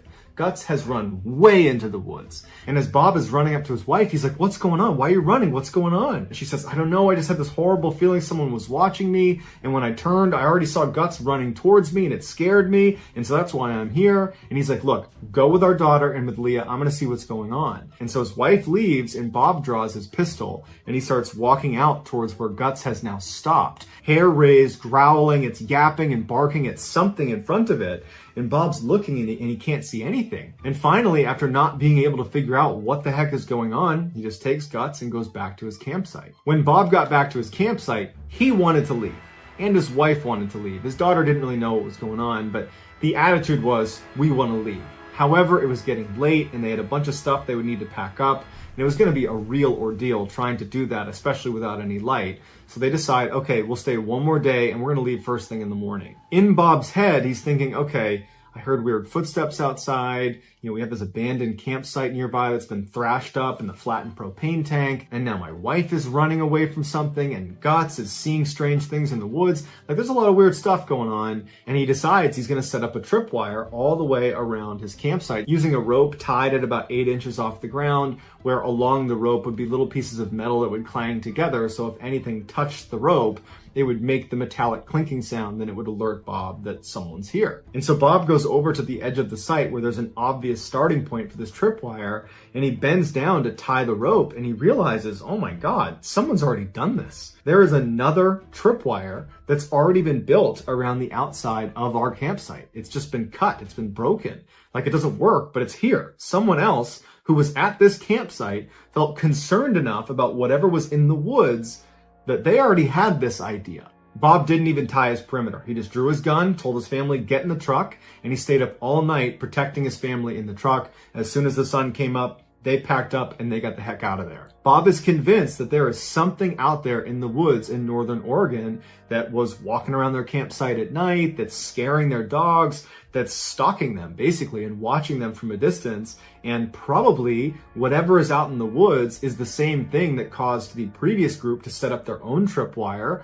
And it's also probably the reason the other campers at the other campsite were willing to abandon their nice equipment to get the heck out of there, because they are not messing with whatever the heck is out in those woods.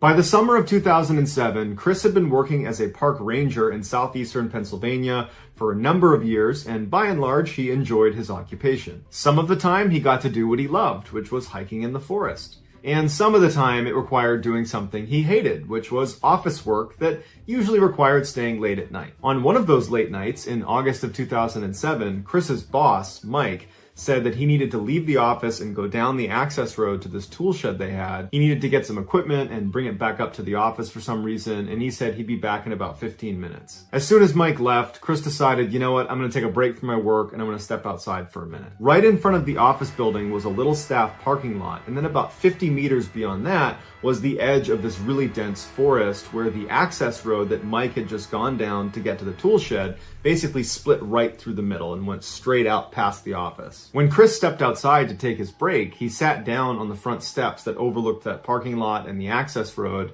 and he was just kind of looking out towards the forest, not thinking about what he was looking at, just kind of mindlessly sitting there, when all of a sudden he just started to feel like someone's watching me. And instinctively, he turned around to look back into the office, as if maybe someone was behind him, but he remembered that he and Mike were the only ones there that night, so no one's going to be behind him.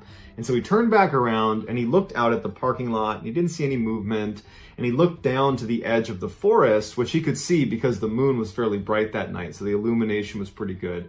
And there was no movement against the tree line, there was no animals, there was no people, and Mike had not come back yet. So there's nothing going on in front of him, there's nothing going on behind him, but he just could not shake this feeling that someone was watching him.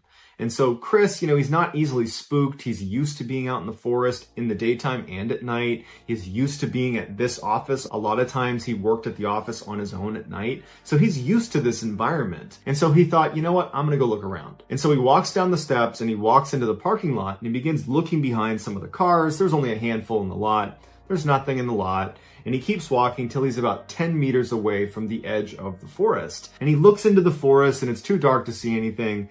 And there's nothing out here. There's no movement. There's no animals. Mike is still not back yet. And so even though he could not shake this sense that someone is watching him, he felt like, you know what? I did my diligence and there's no one out here, so it's just got to be in my head. And so he decides he's going to go back inside. And so he turns around and he starts walking back up towards the office, when all of a sudden he hears this whooshing sound come past his head. And he didn't know what it was, but it sounded like someone took a stick and threw it overhand, so it's spinning like a tomahawk as it passed by his head. And because this sound was so loud and he was already on edge about someone potentially watching him, that he actually dove as soon as he heard it and fell to the ground and scrambled around and looked at the tree line from where this thing came from, but there's no one there. And he scrambles to his feet and he's still looking around and he starts backpedaling towards the office with his eyes still on the forest, and his attention kind of shifts from the forest to what was just thrown at me. And he turns around and starts walking around looking for something on the ground, like a stick,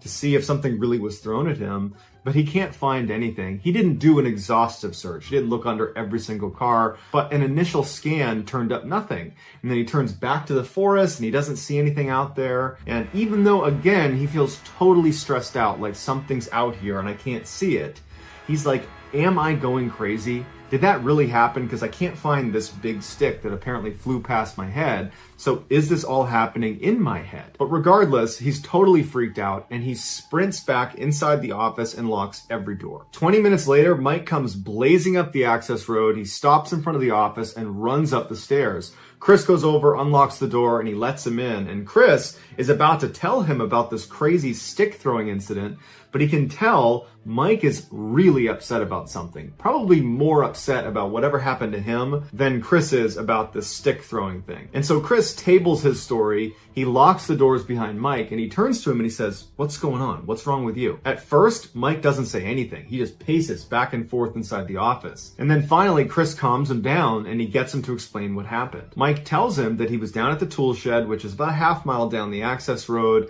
and about 20 meters off the road into the forest. And he's at the shed, it's open, and he's pulling out the different pieces of equipment he's going to bring back to the office.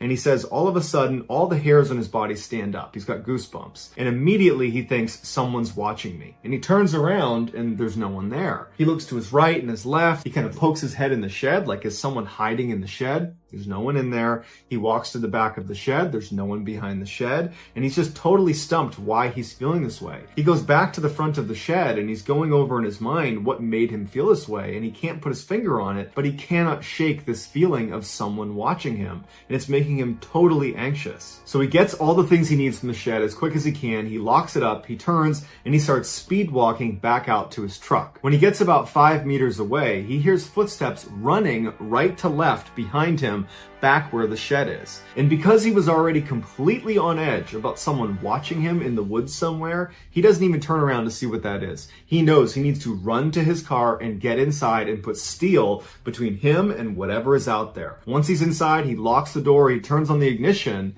and looks one last time in the direction of where he came from. And to his horror, there is a man walking into the woods right next to the shed, turning the corner behind and disappearing into the woods. His instincts were spot on. He was being watched. And that's when Mike hit the gas and sped back to the office. Chris then tells Mike about his stick throwing incident because all of a sudden that seems a whole lot more real, and they both agree that whoever threw something at Chris is probably the same guy who was hiding near the shed with Mike. Concerned this guy might come back and break into the office, they stay the night there and they watch the whole time. They don't see him again. And the next morning they file a report and they tell the incoming park rangers what happened. But after this, there were no more reports of this strange hooded figure roaming around the forest. And to this day, Chris and Mike have no idea who he is or what he wanted. But they can both agree, whoever he was bad news.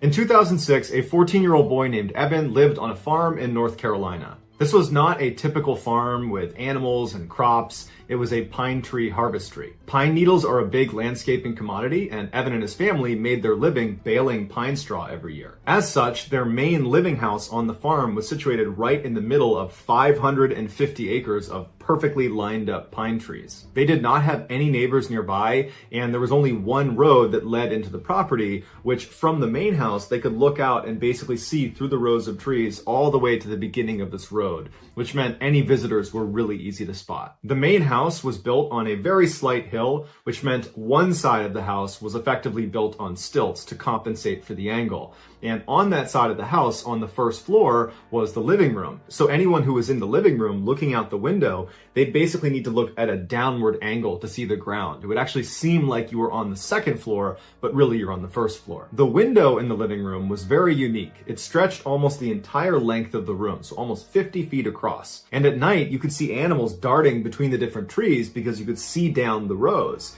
And so that was pretty creepy. And then just the fact that this window is so big, if you're in the living room at night, you just felt really exposed. So between the creepy animals running around and the level of exposure and vulnerability, people basically avoided the living room anytime they were in the house at night. That winter, Evan's cousin came to stay with him on his farm, and because the main house did not have any extra bedrooms, Evan and his cousin would have to sleep in the living room. There were two couches inside of the living room, one that was right underneath the 50-foot long window, and then another which was on the other side of the room against a wall that did not have a window. And so Evan would be sleeping on the couch right under the window, and his cousin would be sleeping on the other couch. The first night Evan's cousin was there, they put this big sheet up over the window, but it only blocked like 75% of the window. The two flanks of the window were still exposed, but where the couches were lined up, they were kind of blocked by this sheet, so it gave them a little bit of privacy. After goofing around for a while, the boys finally fell asleep around midnight, And then they woke up a couple hours later because they heard Evan's dogs barking way off in the pine trees. Now, Evan was used to his dogs running around the property and barking at other smaller animals, and so just them barking was not necessarily a red flag. But the barking persisted to the point where Evan's cousin got up off the couch, moved across the room to the opening of the window that was not covered by the sheet at the foot of where Evan was sleeping. Now, Evan was still laying on the couch. He was not going to get up and look out the window, so he's looking down at his cousin, kind of looking at his face to get some sort of a read on what he's seeing. And he notices his cousin has this really perplexed look on his face, like he's squinting his eyes and trying to make sense of what he's looking at. And so Evan looks at him and says, "Hey, what's going on? What do you see?" And his cousin's like, "I don't know if my mind's playing tricks on me or not, but I'm pretty sure I see people out there." At this, Evan jumps off the couch and runs over and butts up right next to his cousin so he can look out the window too. And he's scanning out amongst the rows of trees because there's just a mile of pine trees. And the first thing he notices is the moon is very bright that night. So there's good illumination, and there was a light snow covering on the ground, which really added to the illumination. He's looking out maybe 100 meters when he sees someone's leg extend from behind one of the pine trees as if they're stepping into the space between a pine tree column. And he's staring at it, and he can't believe he's even seeing anyone walking around this area because he didn't see anybody come in on the road, and they have no neighbors. And so he's looking, and then a body follows the leg. A person walks from one row to the next. This tall, dark figure just walks calm as can be between the two pine trees. And Evan just grabs his cousin, and he's like, "Did you just see that?" And his cousin's like, "Yeah, I saw that." And so they continue to look in the direction of where this person crossed the path.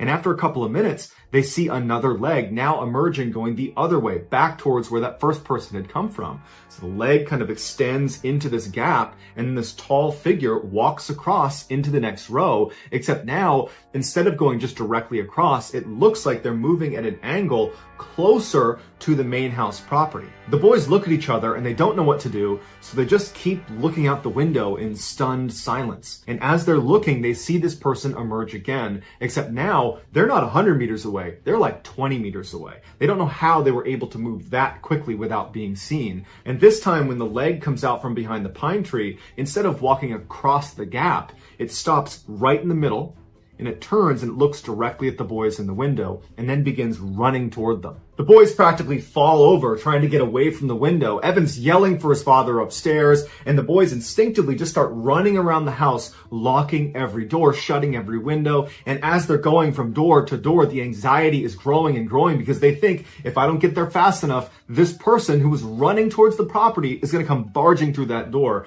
And so at every door, their anxiety is through the roof, but they manage to shut everything. Everything is locked right as Evan's father comes charging down the stairs. He's got his gun in hand, and he's like, "What's going on?" And they say, "There's someone out in our property." Their dad charges out the front door. The front door is not on the same wall as the living room. It's on the side of the house. So once he goes outside, he's going to need to turn to the right to look out in the direction they were describing. He bombs outside, he stays on the porch, and he starts yelling at whoever's out there that if you come over here, I'm going to shoot you, get the F away from here. And then there's silence. And the boys are waiting, they're looking around, they're checking the window. They don't see anything. The dad comes back inside, he shut and locks the door, and he tells Evan, "Keep an eye out. If you see him again, you let me know." Evan would reflect on this experience later on and say, we really should have called 911 at that point, but as a kid, I just understood that that's the way my family did business. We kind of took care of ourselves. And so even though there is a threat of some stranger who's running at our property, we were not going to call the cops. And so his dad effectively was telling him to be a lookout. And so Evan and his cousin, they go back into the living room and they kind of go up to the window. They're a little bit apprehensive and they're looking out. And after 5-10 minutes of looking out the window and not seeing anything, they're thinking to themselves, Evan's dad's a pretty intimidating guy, and he was just out there screaming and yelling with a gun, threatening to shoot them. So they probably got the message and they're probably gone. And so the boys got back into their couches, and it took them a while, but they did ultimately fall asleep. The next morning when the boys got up, the first thing they wanted to do was go out there and see if they could find footprints from this person to kind of confirm it really was a person, because part of them thought, maybe we didn't see that. Maybe that was our imaginations. They don't know. And so they start by going out the front door, so not on the same wall as the living room. They go out the front door, they turn, and they walk down into the trees. And they're looking around and they find some footprints. So they're confirming to themselves, okay, there was someone out here. It wasn't us. This is not our footprints. We found them. So they start following the footprints back towards the property. And they realize at some point there are two distinct sets of footprints. There were two people out here. And even worse is they followed them all the way up to the house. And there were 2 different circles of footprints that stopped right underneath the living room window along the 2 flanks of the window where the sheet was not covering. Which means over the course of the night, when Evan and his cousin were up at that window looking out, there's a good chance that 1 or 2 strangers were tucked up against the side of the house. And they would not have seen them because of the angle out of the living room window. It was steep because of the stilts it was on. And so anybody that was tucked up along the side, they'd be in a blind spot. And then for sure, after Evan and his cousin got back into bed and were sleeping, there were 2 strangers who were right up against those windows, probably pulling themselves up to look inside. When Evan's father found these footprints, he immediately grabbed his gun and tried to follow them back into the woods to see where they came from, but unfortunately the snow cover wasn't complete, and at some point they lost the tracks and they never figured out who those 2 people were. Evan would say, following this event, his cousin refused to ever come back over his house for a sleepover.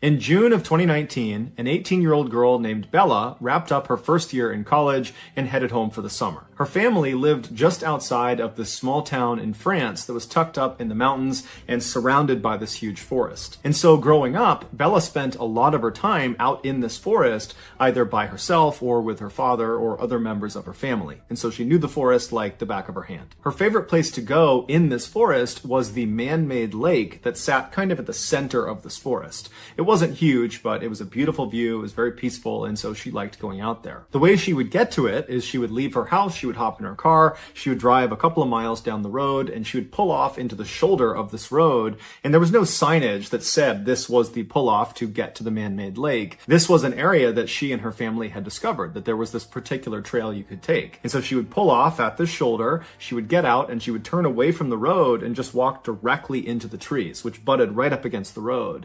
And very quickly, after walking into the woods, after going through some thick underbrush, she would reach this kind of clearing and she would see up ahead this little stream. And off to the left side of this stream is what looked like this kind of beaten up little footpath, but actually what it was an animal trail. So animals just kind of made their way around this area all the time, and so it kind of carved out a path. And so Bella would walk down to this animal path, and she would walk along the path that kind of went parallel with the stream, and she would walk for maybe 15 or 20 minutes until this animal path veered hard to the left, kind of went away from the stream.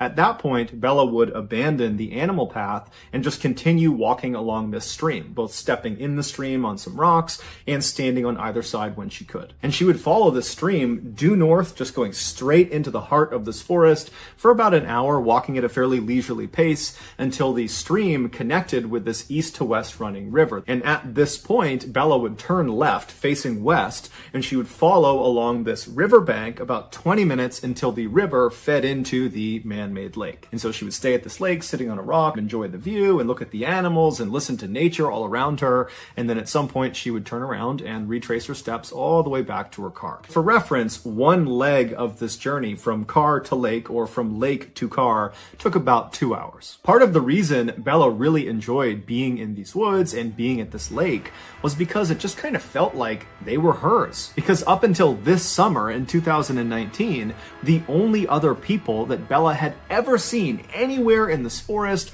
or near this lake were other members of her family. So it really felt very private. So in June of that year, Bella comes home from college, and almost immediately she wants to go out to the man-made lake because she hasn't been in months. She's been in school, and so she's eager to get back to some place that she kind of considered to be her happy place. So one morning she gets up early, and by herself, she leaves her house, she hops in her car, she drives the couple miles down the road, she pulls off onto that shoulder, she parks her car, she hops out, she turns away from the road, she walks into the forest, she finds the stream and starts walking along that animal path right to the side of the stream. She walks for a few minutes until she reaches the point where the trail kind of cuts to the left, and she just stays on the stream and is just continuing walking along the stream. And about 30 minutes later, when she was maybe 1 or 2 miles short of the east-west running river, she hears a bell somewhere off in the distance, way out in front of her, out towards the river. It sounds just like a chime, a single chime.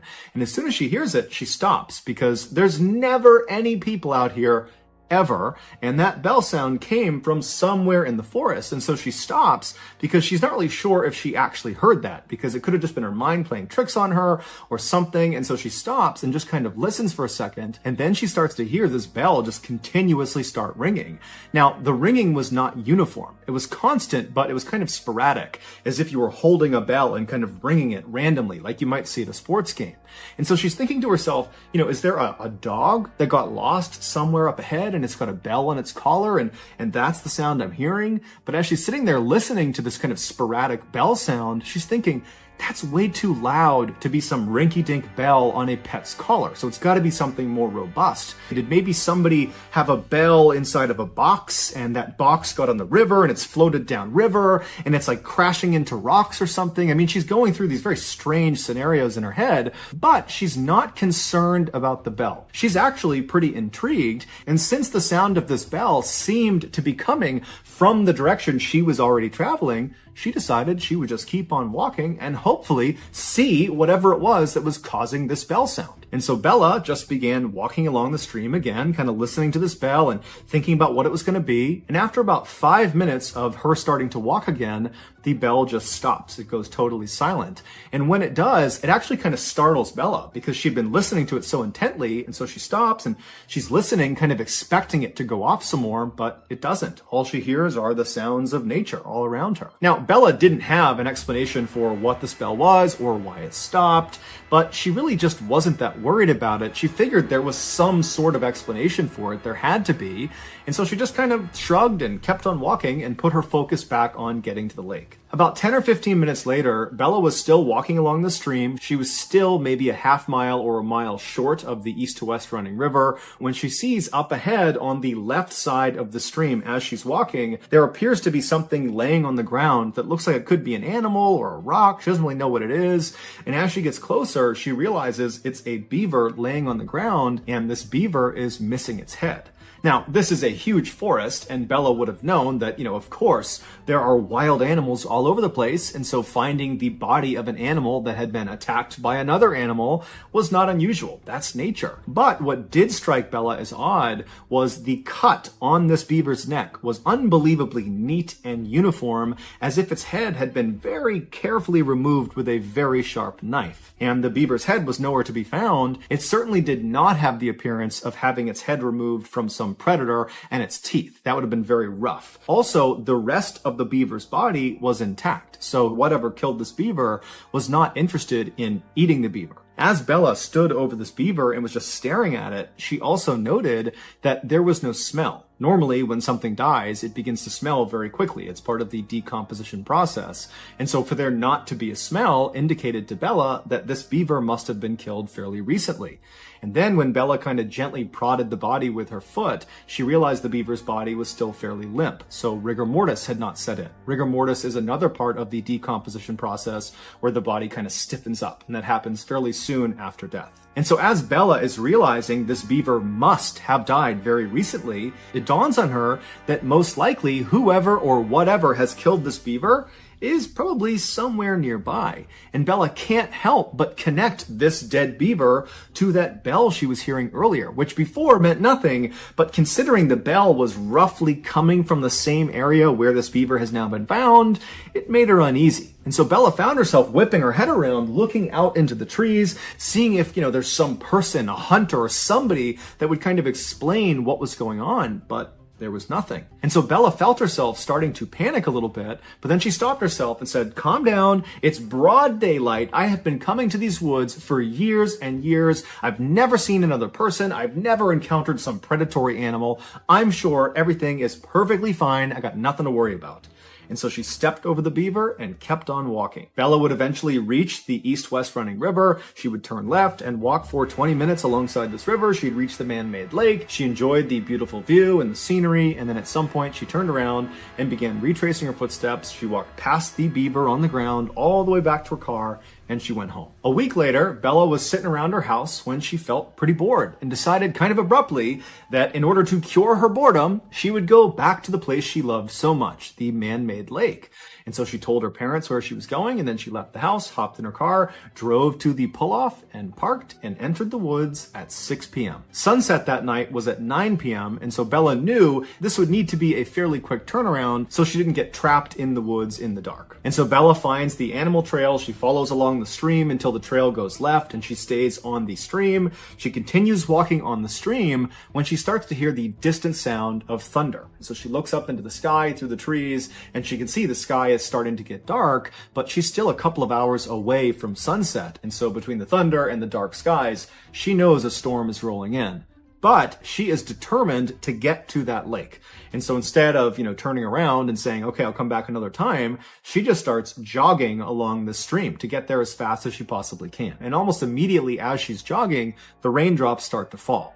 And by the time she passes the beaver corpse on the ground, it hadn't moved, the rain was really coming down. And then about 15 minutes after the corpse, when she hit the east-west running river, that's when the rain was at a full downpour. Still, Bella turned at the river and continued west towards the man-made lake as if she was going to go all the way, but only about a minute or two into this final leg. She still had about 20 minutes to get to the lake. She stops herself and she looks at her watch and she can see it's after 8 o'clock already. And she's thinking to herself, if I turn around right now, it's going to take me over an hour to get back to my car. Sunsets at 9 p.m. It's after 8 p.m. now. So already I know I'm going to have to navigate this forest at night in the dark, even if it's just for a little bit at the end. And if I go all the way to the lake and then come all the way back to the car, I'm going to be in the forest after dark for quite a while, maybe up to an hour. And she's thinking, I'm confident I can do that, but it's also pouring rain. I'm cold. If I get lost, this could turn into a very bad situation. And so she ultimately decides that even though she really wants to keep going, she needs to turn around. She needs to head back. And so she turns around and she walks back up alongside this east-west running river to where the stream fed into that river. She turns and begins walking south along this stream, headed back towards the car. On her walk, because the visibility was starting to get quite bad because it was so dark, she had her head down at the ground because she didn't want to trip. She's stepping on rocks. She's stepping on muddy areas. She wants to make sure her footing is solid. And so her head is down. The rain is pounding all around her. And she's walking for about 15 minutes when all of a sudden something hits her in the top of the head. And so reflexively, she looks up and kind of puts her hands in front of her face to protect herself. And she sees what she had just run into.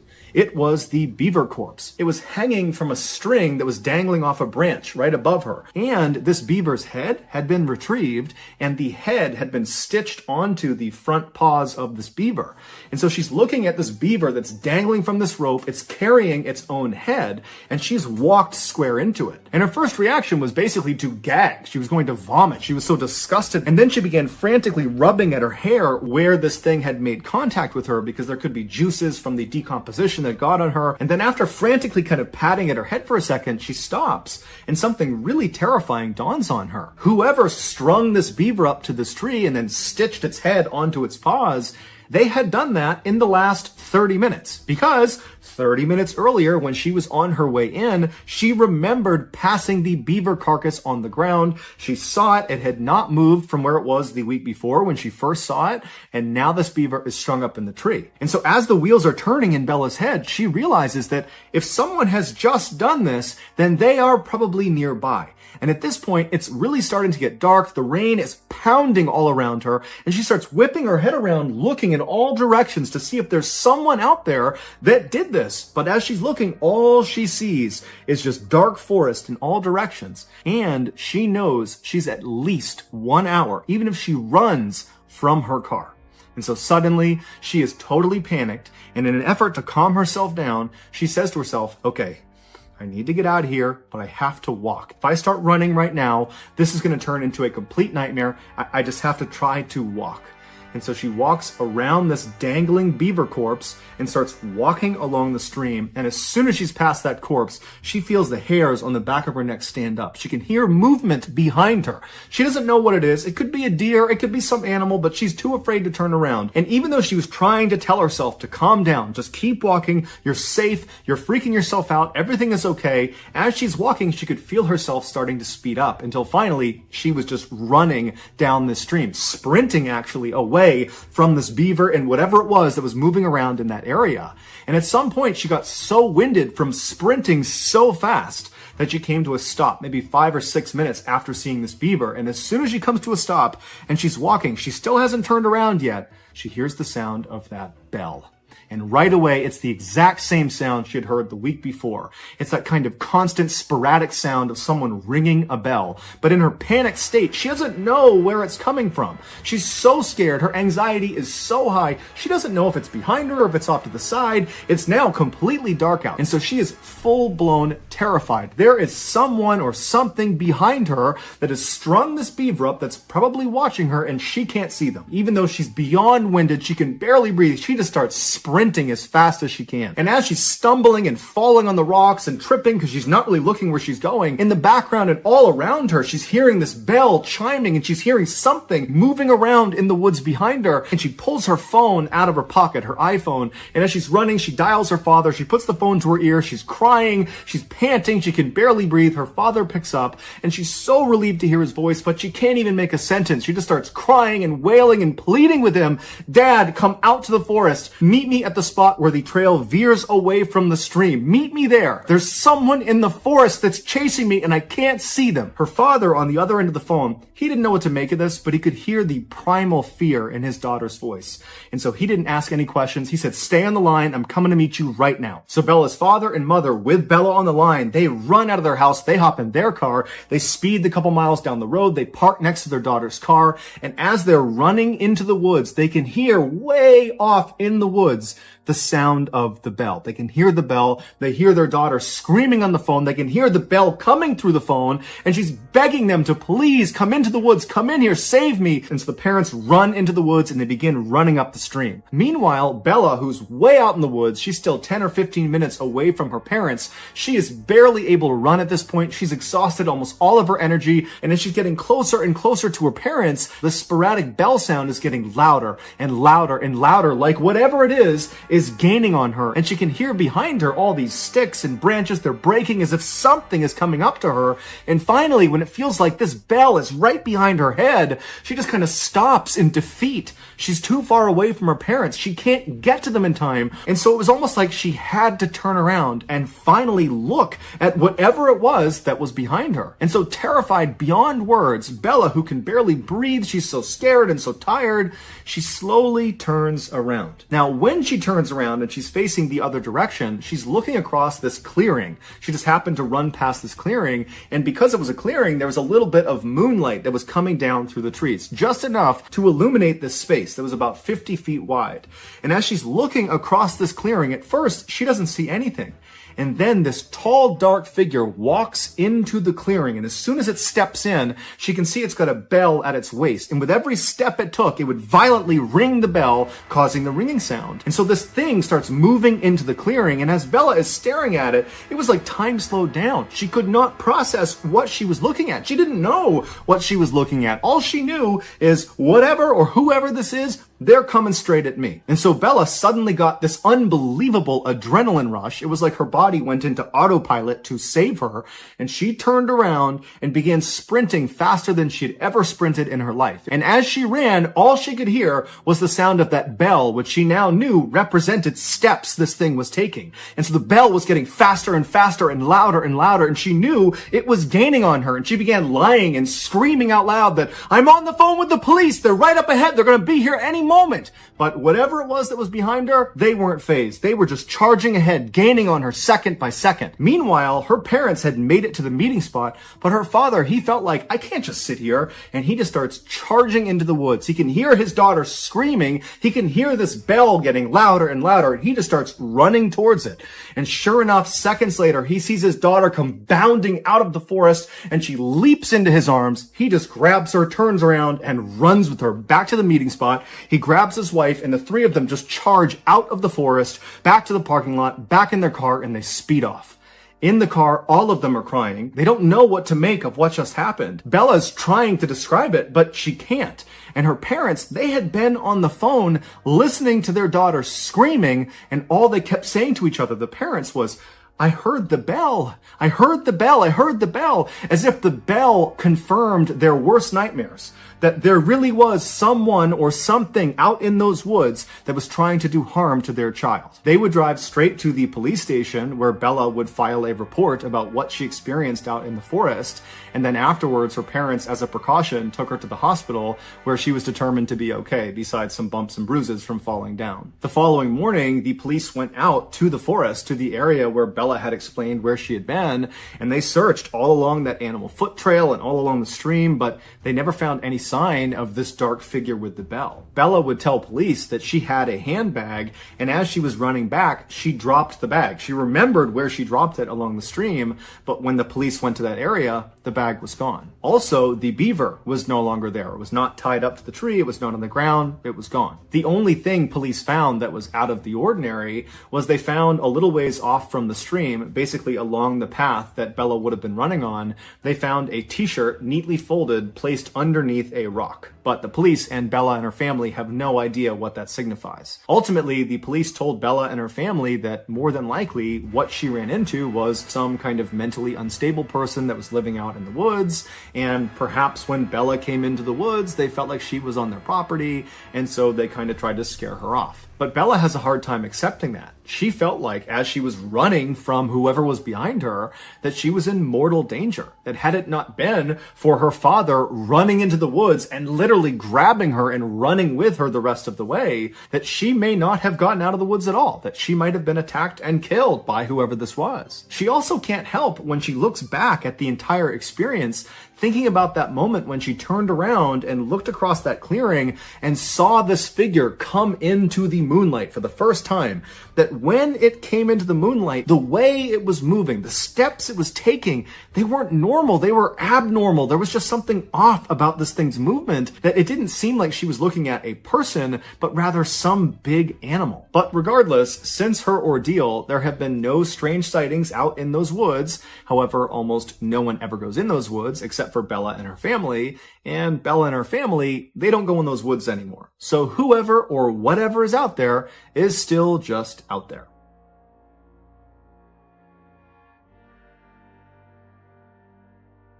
In case you haven't heard yet, our newest graphic novel, MrBallen Presents Where Nightmares Live, is available for pre-order right now. It contains another 9 heart-stopping, strange, dark, and mysterious stories, all based on real events. This was a passion project. It took a lot of time, a lot of people involved, from the artwork to the storytelling. I mean, this is a beautiful piece to add to your collection, so you got to check it out. The book comes out on September 30th, but again, you can pre-order your copy at book.ballenstudios.com, or you can click the link in the description below. There are a limited number of hand-signed copies available, but those are going to sell out very quickly. So please pre-order today, because remember, your nightmares are waiting. Thank you so much for watching. Let me know what you thought of today's episode in the comments. And remember, we have hundreds of videos for you to binge right now. But if you're looking for a recommendation from me of that one video that's worth your time, well, it's this one right here. So give it a watch. All right, until next time, see ya. In 1994, a 31-year-old mother was rushed into an emergency room in California with a severely elevated heart rate, her blood pressure was very low, and she was struggling to breathe. As soon as she arrived, the doctors and nurses in this ER, who were very accustomed to getting patients like her, got right to work. And as they're treating her, one of the doctors noticed something very strange about the patient. But before this doctor could tell the other nurses and doctors about this anomaly, there was this loud thud inside of the trauma room they were inside of.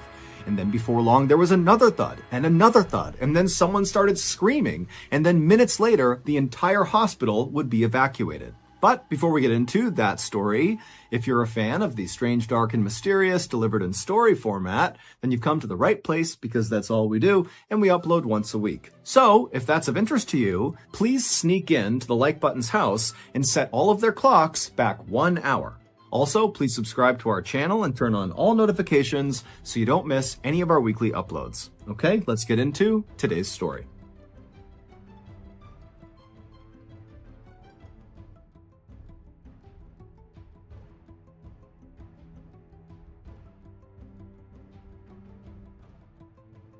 On the night of February 19th, 1994, a man in Southern California called 911 because his girlfriend was struggling to breathe. When the 911 dispatcher picked up this man's call, he was very distraught and asked them to please send an ambulance as fast as you possibly can. But despite how upset this man was on the phone, he was not actually surprised this situation was unfolding. His girlfriend, 31-year-old Gloria Ramirez, had been diagnosed with terminal cervical cancer just 6 weeks earlier, and the doctors had told her that she likely did not have much time left. And, making this even more tragic, Gloria had actually gone into the hospital a few years earlier with symptoms and signs that she likely had cancer, but the doctors missed it. Had they caught it back then, they likely could have saved her. Still, after receiving her very grim diagnosis just a few weeks earlier, Gloria had resolved to fight her cancer as best as she could. After all, she had a lot to lose. Gloria had 2 young kids. She had a boy and a girl who were 9 and 12 years old respectively. And Gloria absolutely adored them and really devoted her life to them. In the evenings, she would play with them and help them with their homework, and the whole time she'd be cracking jokes to make them laugh and smile. And then even when Gloria was not actively parenting her kids, she was always a very positive presence in their lives. She was optimistic, she was happy, she was upbeat, and oftentimes she could be found wandering around with a big smile on her face, singing a religious hymn to herself. So, when Gloria got this terrible news that she had late-stage cancer, she was obviously terrified and sad, but she was also very determined to find a way to survive because she knew her kids still needed her. Around the time Gloria was diagnosed, her doctors told her she would begin radiation treatment for her cancer at the end of February, so she had a few weeks to wait. And so during this waiting period, Gloria found herself spending a lot of time researching her disease, looking for things she could be doing on her own right now to make herself feel better or even potentially increase the odds of her survival. So, on February 19th, when Gloria told her boyfriend that she was starting to have some issues breathing, the boyfriend didn't hesitate for a second to call 911 because he knew firsthand from living with Gloria that she was desperate to survive, and so any changes in her symptoms needed to be treated like an emergency. It was around 8 p.m. that night when the ambulance pulled up in front of Gloria's home. Paramedics climbed out, they rushed over to Gloria, they put her on a stretcher, they gave her a mask with oxygen, and then they loaded her into the back of the ambulance, and then seconds later, they were flying down the road with their sirens blaring. While they sped toward the hospital in Riverside, which is a city about an hour east of Los Angeles, one of the paramedics on board the ambulance called ahead to the Riverside Hospital emergency room to talk to one of the doctors. And the doctor who answered was a 33-year-old woman named Dr. Julie Gorczynski. And she loved her job. She loved the thrill and excitement and challenge of working in a big city emergency room. And so she takes this call. The paramedics tell her that they have a patient who has terminal cancer. She's having a hard time breathing, and her heart rate is becoming very unstable to the point where if it's not controlled soon, it's going to kill her. And they told Julie they would be there in about 5 minutes. And so Julie, she hangs up the phone and immediately began preparing for receiving a critical patient, as well as getting trauma room 1 ready, which is where Gloria would be treated. Now, as bad as this situation was for Gloria, for Julie and the other nurses and doctors in this emergency room, this was kind of business as usual. They were used to receiving patients that were in very rough shape. And so as Julie and the rest of her medical team waited for this ambulance to arrive, none of them were worried that they wouldn't be able to handle this patient. They thought tonight was going to be as routine as any other night. However, they would be very, very wrong. The ambulance ride took about 15 minutes, so they pulled into the Riverside Hospital right at 8:15 p.m. And as soon as the ambulance came to a stop, the paramedics jumped out, they ran around to the back, they opened up the back doors, they pulled Gloria out still on her stretcher, and they pushed her as fast as they could through the doors into the emergency room. Once inside, Julie and the rest of her team, they took Gloria and they pushed her left down a hallway into trauma room 1. Once inside, the doctors and nurses immediately noticed that Gloria's heart rate was spiking dramatically and her blood pressure was falling dramatically. So Julie and her team began administering a standard set of treatments for someone in this condition. They switched Gloria's oxygen mask she had been using on the ambulance ride for a more powerful one. They gave her painkillers, sedatives, and drugs to help steady her heartbeat. And at first, the treatments seemed to be working, because pretty quickly, Gloria's heartbeat began to level out. However, it didn't last. Soon, Gloria's heartbeat was racing so insanely fast that all of these alarms were going off on her heartbeat monitor. Knowing they had to act quickly, Julie and her team began removing Gloria's t-shirt in order to administer electric shocks to her chest with paddles.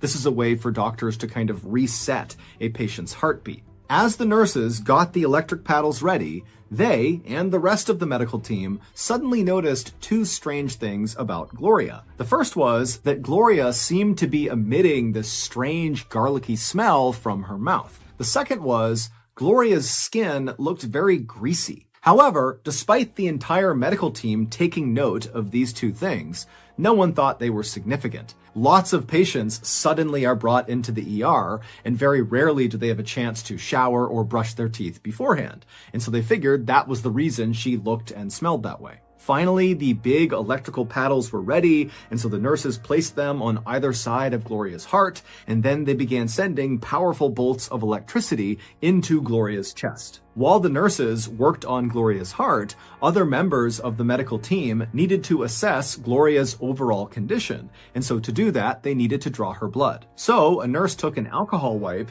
and cleaned a small spot on Gloria's arm, and then she took a syringe and jabbed it inside of Gloria and began the draw. And as soon as she did this, Trauma Room 1 filled with a new smell. It was a chemical smell. And Julie immediately noticed it, and she looked over at the nurse doing the blood draw, and she said, "I think it smells like ammonia in here." And the nurse, who was doing the blood draw, kind of scrunched her face up in disgust and nodded in agreement. The nurse finished the blood draw and then handed the blood vial to Julie. And as Julie was taking this blood vial from the nurse, she noticed the nurse looked suddenly very confused and very disoriented. Her eyes were kind of flickering and she was staring straight ahead like she didn't know where she was. And so Julie, she sees this in the nurse, and then she glances down at this blood vial in her own hand now, and she sees something she's never seen before. The blood inside this vial, Gloria's blood, was full of these small white crystals. But before Julie could tell anybody else in the room about these strange crystals in the patient's blood, the nurse who had done the blood draw went from being dazed and confused to collapsing on the ground. Luckily, another doctor had seen the nurse starting to collapse and dove out and caught her right before her head hit the ground. This collapsed nurse was very quickly placed on a stretcher and wheeled out of Trauma Room 1 so the other doctors and nurses could focus on Gloria, who was obviously dying.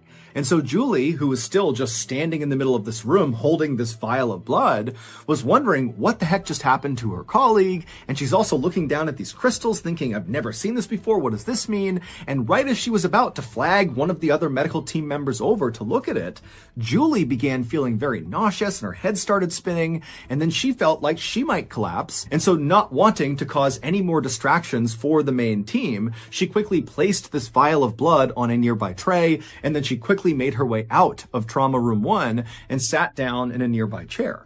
And as soon as she sat down, another staff member at the hospital who had not been inside of the trauma room ran over to Julie and asked her, hey, are you okay? And Julie, she looked up at the staff member and she tried to speak, but she couldn't.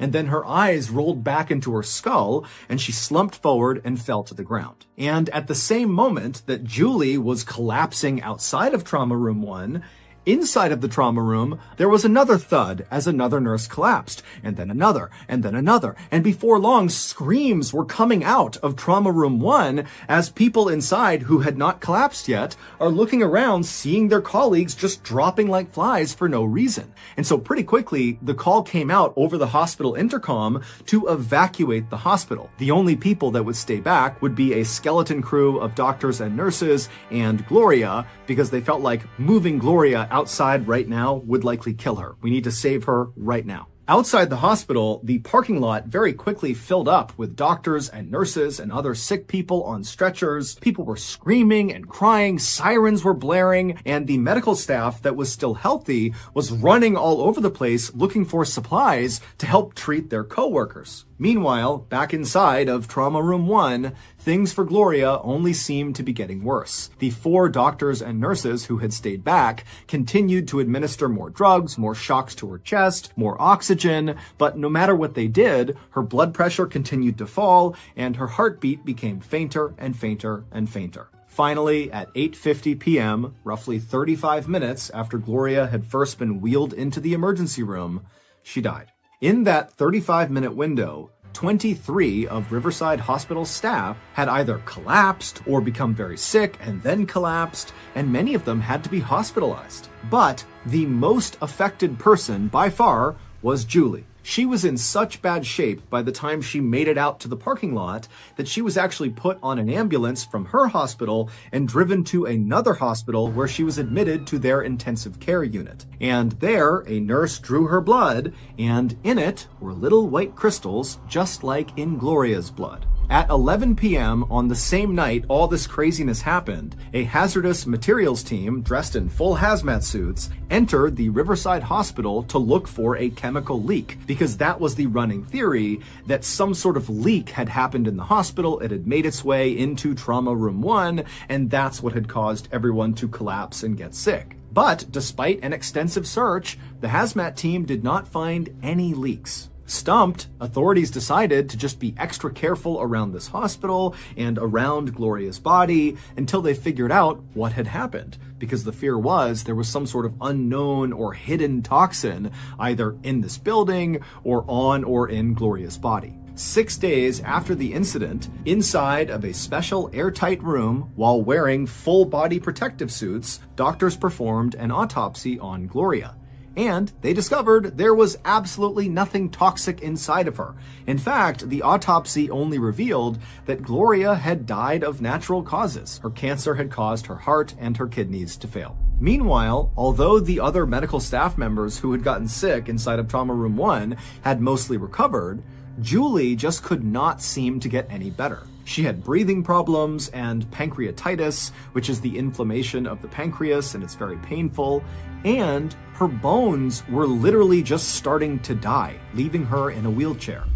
Gloria's family blamed Riverside Hospital for Gloria's death, insisting that these toxic fumes that must have been present inside of Trauma Room 1 came from the hospital, and those fumes are responsible for what happened to the staff, and they are responsible for killing Gloria. And in fact, 3 times in the 3 years leading up to Gloria's death, Riverside Hospital had had some issues with hazardous materials making their way into the hospital. There was sewer gas that came in from a drain. There was a toxic gas that was created from a sterilizer that made 2 people in the hospital sick, and some of the hospital's water was found to have algae in it. But the hospital said they checked their hospital, there was no leak, we did not cause whatever toxic fumes were inside of Trauma Room 1, and so we are not responsible for what happened to our staff or what happened to Gloria. Riverside Hospital would be searched again and again for some sort of leak. Also, Gloria's home would be searched for toxic gases, and Gloria would be autopsied 2 additional times. But no one could find anything toxic anywhere. So eventually, California's Department of Human and Health Services came forward and said they had the answer to what had happened inside of Trauma Room 1. They said it was mass sociogenic illness. Mass sociogenic illness is when a group of people all believe they have the same illness, even though there's nothing wrong with any of them. It's caused by fear and anxiety. Basically, the state of California was saying that Julie and the other 22 staff members who had gotten sick and collapsed had just pretended. They were making it up. As for Gloria, they said she just died from her cancer. Now, of course, this explanation made a lot of people unhappy, like Gloria's family, and of course Julie, whose medical problems were very well documented. She couldn't walk anymore because her bones were literally dying. And so Gloria's family and Julie said, you know what, we think the hospital is covering something up, and we are going to sue. But before they did, an obscure lab located just outside of San Francisco, California, it was called the Forensic Science Center, was called in to do yet another investigation into what happened inside of Riverside Hospital. And what these scientists found would make history. Here is what they discovered. After Gloria was diagnosed with cancer, she began researching not only her disease, but also alternative treatments that she could do on her own before she began her radiation treatment at the end of February. And according to the scientists of Forensic Science Center, Gloria must have begun using a well-known controversial home remedy to help with her pain. It was called dimethyl sulfoxide, or DMSO for short. In the 1960s, DMSO was prescribed to treat pain and anxiety, but as it became more popular, it was discovered that it could cause eye damage, and so the government said, you can't use this anymore. But even though DMSO was no longer available as a medicine, it was still being sold in gel form inside of hardware stores as a heavy-duty degreaser. And it was this type of DMSO, the gel form, that Gloria had begun rubbing all over her skin, head to toe. This was the reason when she arrived in the emergency room, her skin looked greasy because she was literally covered head to toe in this gel. It was also why her breath smelled like garlic, because after DMSO is absorbed into your bloodstream, you emit a sort of garlicky smell both through your pores and out of your mouth. But the discovery that Gloria had been using DMSO did not account for why all these people in the hospital began collapsing and falling ill when they were around her. It turned out on the night that Gloria's boyfriend called 911 because Gloria was suffering from breathing problems, Gloria was also suffering from another medical issue, but it was so minor, the boyfriend didn't think to bring it up to the 911 dispatcher or to the paramedics when they arrived. And this secret medical condition that Gloria had was a urinary tract infection, which is an infection in any part of the urinary system. These are very common and usually very easy to treat. But what nobody realized was that because Gloria had this infection, her body was not flushing out the DMSO chemicals that had seeped inside of it from all this gel on her skin. Still, even very large amounts of DMSO chemicals inside of your body or on your skin is not enough to cause any harm to you or people around you. The danger started when the EMTs in the ambulance put that oxygen mask on Gloria's face as they transported her to the hospital. Suddenly, there was this new chemical being introduced into Gloria's body, oxygen.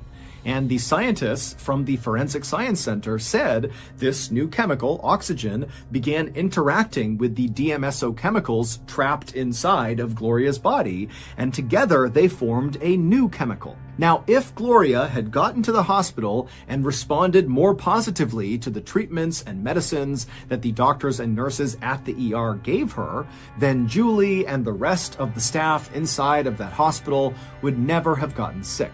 For that to happen, for that catastrophe to play out inside of that hospital, two very specific things had to happen in the correct order. And they did.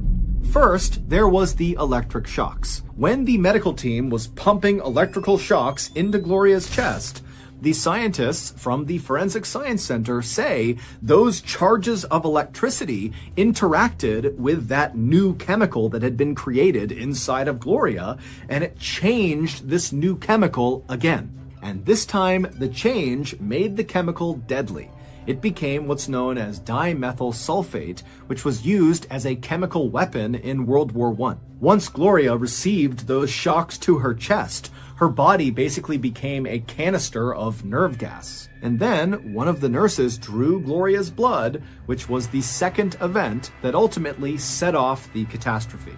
Emergency rooms are typically kept fairly cold, roughly 66 degrees Fahrenheit. But when this new deadly chemical was created inside of Gloria, it was still inside of her body where it was warm. And for dimethyl sulfate, when it is warm, it's unstable and much less dangerous. But when that nurse drew Gloria's blood, inside of the blood was the deadly chemical, and now it was no longer in Gloria, it was in this cool 66-degree room, and so it began to stabilize and started producing those little white crystals inside of the blood vial that Julie saw, and as it stabilized, it turned into a gas, and it filled the room, and the staff began to breathe it in. The scientists from the Forensic Science Center do not think that this mass poisoning event contributed to Gloria's death, meaning Gloria did really die from her cancer. Gloria's family has denied that Gloria ever used DMSO, and they still insist that the hospital was responsible for Gloria's death. The hospital would ultimately pay $800,000 in settlement money to Gloria's family, but the hospital would never admit that they did anything wrong. Julie's lawsuit against the hospital was ultimately dismissed, and her bones never really recovered from the damage that was done to them, despite 8 surgeries to try to fix them. However, Julie would eventually go back to being a practicing doctor at another hospital, and she has said the ordeal she went through inside of Trauma Room 1 at Riverside Hospital actually made her a better doctor.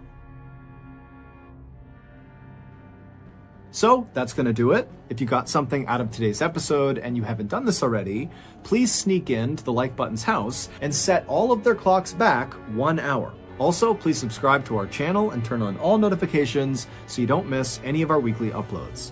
We have a podcast called the MrBallen Podcast that puts out brand new podcast exclusive stories on Monday mornings, and on Thursday mornings we put up remastered audio of our best YouTube videos. Again, it's just called the MrBallen Podcast, and it's available exclusively on Amazon Music. Consider donating to our charity. It's called the MrBallen Foundation, and it provides support to victims of violent crime as well as their families. Monthly donors to the MrBallen Foundation Honor Them Society will receive free gifts and exclusive invites to special live events. Go to mrballen.foundation and click on Get Involved to join the Honor Them Society today. We have 2 additional YouTube channels, MrBallen Shorts and MrBallen en Espanol. We post near daily content on TikTok, Facebook, and Snapchat. All of those pages are just called MrBallen. If you want to get in touch with me, please follow me on any major social media platform and then send me a direct message. My username is just @MrBallen,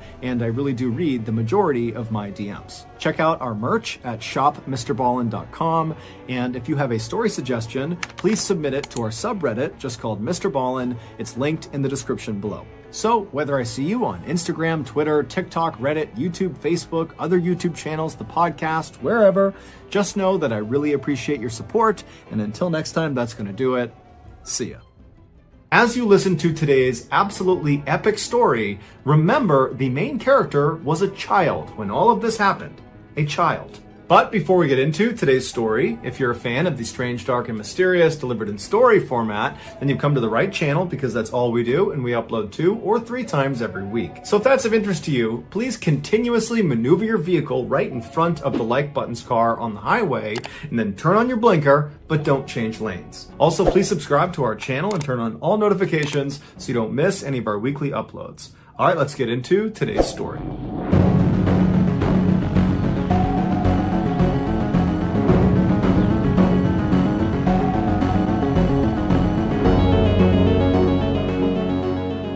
In 1937, the Japanese declared war on China and invaded their country. The United States, who was friends with China, initially did not intervene in fear of provoking Japan. But after the Japanese murdered hundreds of thousands of unarmed Chinese civilians and the Japanese attacked an American warship, the United States was forced to step in. American officials responded to the Japanese aggression by placing serious economic sanctions and trade embargoes on Japan, believing this would cripple their war efforts in China, causing them to have to retreat. However, the sanctions and embargoes did not have this effect. Instead, they just angered Japan and made them even more determined to hold their ground in China. Over the next few years, the United States and Japan attempted to negotiate some sort of settlement, but neither side would make any concessions, and so neither side would budge. A few years later, on the morning of Sunday, December 7th, 1941, the Japanese launched a surprise aerial attack on the American military base in Pearl Harbor, Hawaii. After the 2-hour attack was done, over 2,400 Americans were killed, with another 1,000 wounded, and 300 airplanes and 20 ships were either destroyed or significantly crippled. The Japanese had hoped this attack would goad the United States into lifting the sanctions and embargoes they had placed on them from back in 1937, but instead, all the Japanese did was goad the United States into all-out war with them. One day after the Japanese attack on Pearl Harbor, the United States officially declared war on Japan, thus entering World War II. On the day the Japanese bombed Pearl Harbor, Jack Lucas, like every other American in the country, was glued to his radio listening to the news. He was devastated and shocked at this carnage he was hearing about in Hawaii. And so by the time the President of the United States was declaring war on Japan, Jack had already made up his mind that he was going to join up and he was going to fight for his country. However, there was an issue. Jack wasn't old enough to join the military. You needed to be 17 years old, and Jack was only 14. But this was not going to stop Jack. So he created this fake document that said he was 17 years old, and he forged his mother's signature on it. And then, after bribing him, he got a notary to sign off on this document as well. And so Jack took his forged documentation, he gave it to the recruiter, and before long, Jack was accepted into the armed services and was on his way to Marine Corps boot camp. After completing initial training and becoming a Marine, the Marines found out Jack's paperwork was actually faked. But instead of kicking him out of the military, they said, Jack, you can stay in, but under one condition. You can't go overseas to combat. You have to stay in the United States. You can drive a truck and help out around here, but you can't deploy and go to war until you're of age. Jack was not happy about this, but initially he did as he was told, and he did just drive a truck around and support it as best as he could. But after about 1.5 years, 2 years of this, Jack just couldn't do it anymore. That was not why he had forged this document to get into the military. He had done that so he could actually go fight in the war. And so finally, when he was just 16 years old, he abandoned his post and snuck onto the back car of a troop transport train that was going to another military base. And so when he arrived at this base, which was in California, he hopped off and then ran to the docks where there were these big warships. And he saw one of them, there was a whole bunch of troops loading onto it. And he figured, that's where I need to go. And so he snuck onto the ship and he hid down below. And then after the ship took off and was out to sea, he revealed himself and he walked up to a Marine officer and he kind of played off I must have got on the wrong ship, but now that I'm here, can I join your unit? And this officer, who had no idea how young Jack was, eventually said, okay, but prepare yourself because we're going to invade Iwo Jima. Now, Jack had never heard of Iwo Jima and did not know its significance. But frankly, Jack didn't really care. He was just glad that he was actually going to see combat. What Jack couldn't have known, and what the other Marines on this ship couldn't have known either, is that the battle for Iwo Jima would become one of the bloodiest and deadliest battles of the entire war. The Japanese that were on this island defending it were absolutely fearless and would not surrender despite being outnumbered, and they were heavily entrenched in these caves and tunnels built in all over the island, and they rarely left these caves and tunnels. Which meant Jack and the other Marines, when they landed on this island, the only way they could fight the Japanese was by literally crawling down into these tunnels, which were usually booby-trapped, and fighting up close and personal with the enemy. Jack's ship arrived off the coast of Iwo Jima in February of 1945, when Jack was still 16 years old. On February 19th, the first wave of Marines climbed down the side of this big ship, down onto these smaller amphibious landing crafts, and then one by one they began making their way towards Iwo Jima to begin the invasion. Jack was not part of this initial invasion. He would be going out on day 2 with the second wave of Marines. And so Jack and all the other second wave Marines just stood at the front of the ship and watched as these amphibious crafts made it up to the beach and then just got completely gunned down by Japanese machine gunners that were lining the beach.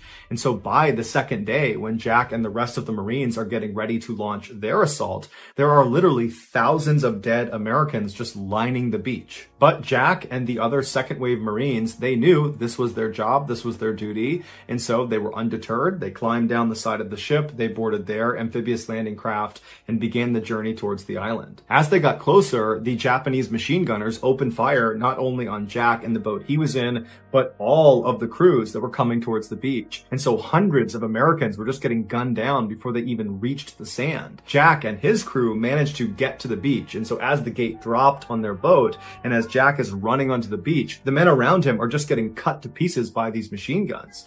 Jack manages not to get shot, and he, along with 3 other Marines, run up the beach and they lay down in front of the sand dune that protected them from these machine gunners. Jack knew he couldn't stay there for very long because the Japanese were also firing artillery shells onto the beach, and so it would just be a matter of time before he was blown up. And so Jack and these other 3 Marines that had arrived at the same time, they began moving north, doing their best not to get shot or blown up, stopping behind rocks and trees and jumping behind sand dunes. And after a couple hours of doing this, the 4 of them reached the airfield at the northern end of the island. And when they get there, a machine gunner inside of a pillbox is like a small concrete fort that only has openings on 3 or 4 of its sides that are just big enough for a machine gun to poke through.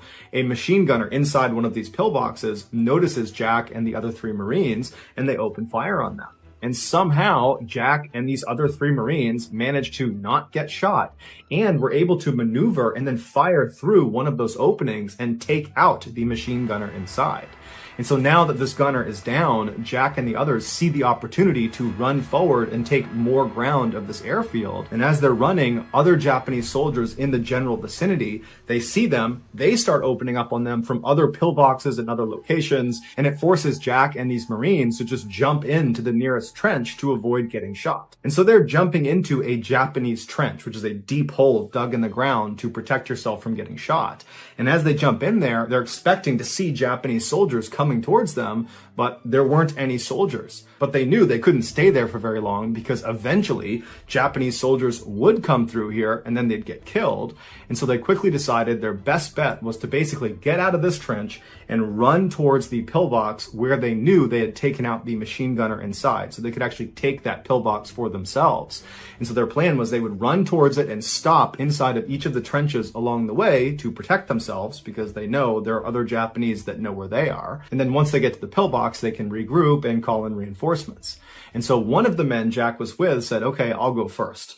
And so he climbs out of his trench as the Japanese are shooting at him, and he sprints about 10 or 15 feet until he gets to the next trench on the way to this pillbox. And so Jack is watching as this guy jumps into this trench, and as soon as he disappears out of view, this Marine is immediately turning around and scrambling to get back out of the trench, and he's trying to run back towards Jack and the other 2 Marines he was with. It would turn out this guy had jumped into another Japanese trench that was full of Japanese soldiers. He'd actually landed on top of an actual soldier. But these Japanese soldiers were so caught off guard by this, they didn't have time to react and shoot this Marine before the Marine was able to scramble out and get back to Jack and the others. And then for the next several minutes, Jack and these other 3 Marines opened fire on these Japanese soldiers in this trench like 10 or 15 feet away, and these Japanese soldiers, they too opened fire on Jack and the other 3. Jack was able to take out 2 of the Japanese soldiers before his gun jammed, and so he ducked down into the trench to work on his gun, and as he's down there, he notices there are 2 grenades on the ground right next to him. And so without any hesitation, he yells, "Grenade!" to the other Marines, and then he jumps on top of them, smothering the grenades with his body. One of the grenades was a dud, and so it didn't explode. The other was not a dud, and it went off. The way a grenade works is there is a small piece of explosive that is inside of metal housing that's usually spherical, and this metal housing is the thing you actually hold on to and throw when you throw a grenade. And so when this small explosive is triggered by pulling the pin and releasing the spoon, it detonates and it causes the metal housing itself to be ripped apart and sent flying. Basically, when a grenade goes off, it's like having hundreds of pieces of jagged metal shot off in every direction that are all traveling roughly at the speed of a bullet or faster. And so naturally, a grenade up close is incredibly lethal. In fact, the kill radius of a typical fragmentation grenade is about 5 meters. When the grenade under Jack that was not a dud exploded, it sent Jack flying into the air, and then when he came back down again, his comrades saw him and they could see he was clearly devastated from all the fragmentation that had been pumped into his body, and so they assumed he was dead. But even if they thought he was alive for some reason, there was nothing they could have done to have helped him, because they were actively being engaged by dozens of Japanese soldiers that were only about 10 or 15 feet away.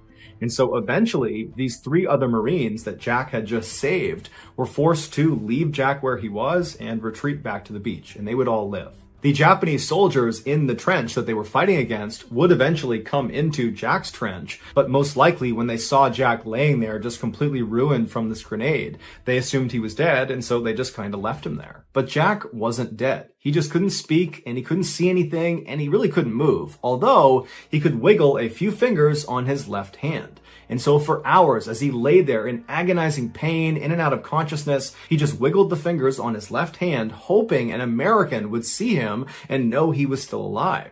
And you gotta figure, this whole time, it is just constant chaos all around him. His chances of survival are incredibly slim. The idea that an American is gonna find him and be able to evacuate him is almost zero, and he must have known that.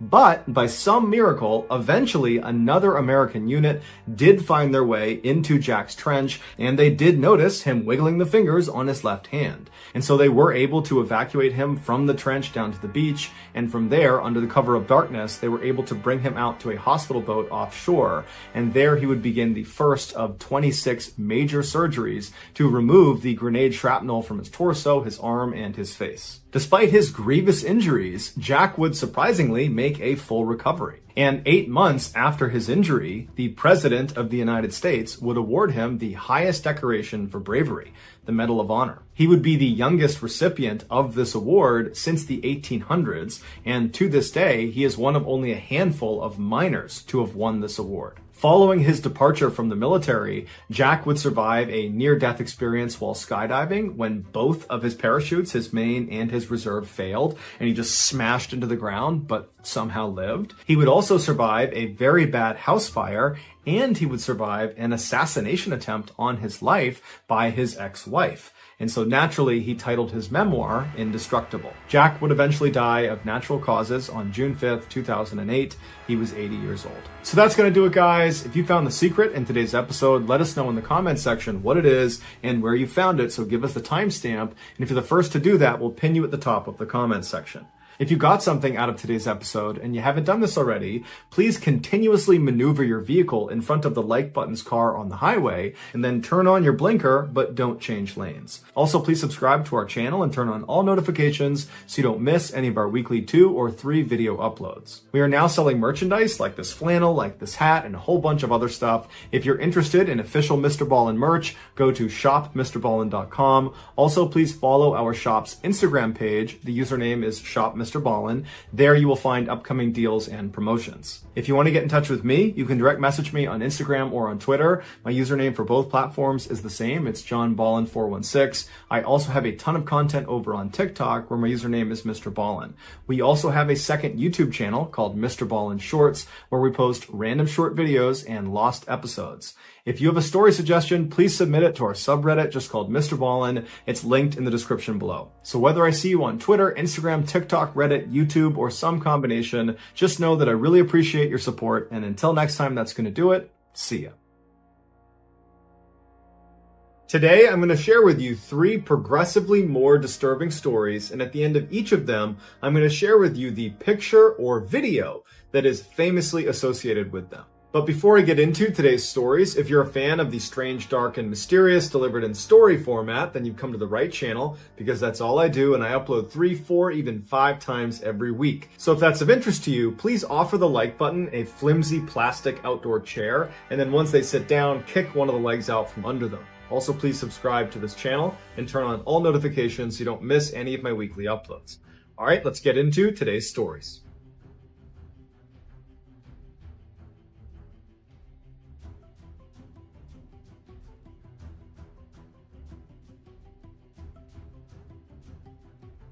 Following World War II, the Soviet Union began investing heavily into nuclear power, and by 1977, the V.I. Lenin nuclear power station located in Chernobyl, Ukraine, was finally operational. The station itself was comprised of 4 reactors that were each labeled 1, 2, 3, and 4. On April 25, 1986, a group of very sleep-deprived plant workers began running a series of routine tests on nuclear reactor number 4. They were trying to see if the reactor could still be cooled even in the event of a complete power loss. But during the test, perhaps because they were sleep-deprived and just didn't feel like doing it, they started cutting corners and violated a number of safety protocols that led to several surges of power inside of the reactor. This led to a chain reaction of explosions within reactor number 4 that culminated in a massive explosion that blew the lid off the building, exposing the reactor's core. It would take the Soviets 10 days to finally stop the fire that was raging inside of this exposed core, which meant for those 10 days, radiation on an unprecedented level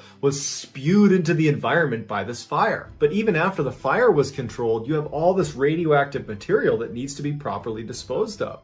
And so the Soviets started by using robots to go up and pick up these materials and dispose of them, but the robots were breaking down from the high levels of radiation. And so naturally the Soviets sent in groups of men to go pick up the material, and dozens of people died from radiation sickness. A few months after the explosion, the first steel sarcophagus was built around reactor number 4 to try to contain some of that radiation. But even with that protection, it's estimated that the area around Chernobyl will not be habitable for another 20,000 years. So as a result, the Soviet Union created what they call an exclusion zone, which is 19 miles all around Chernobyl that no one can go inside of.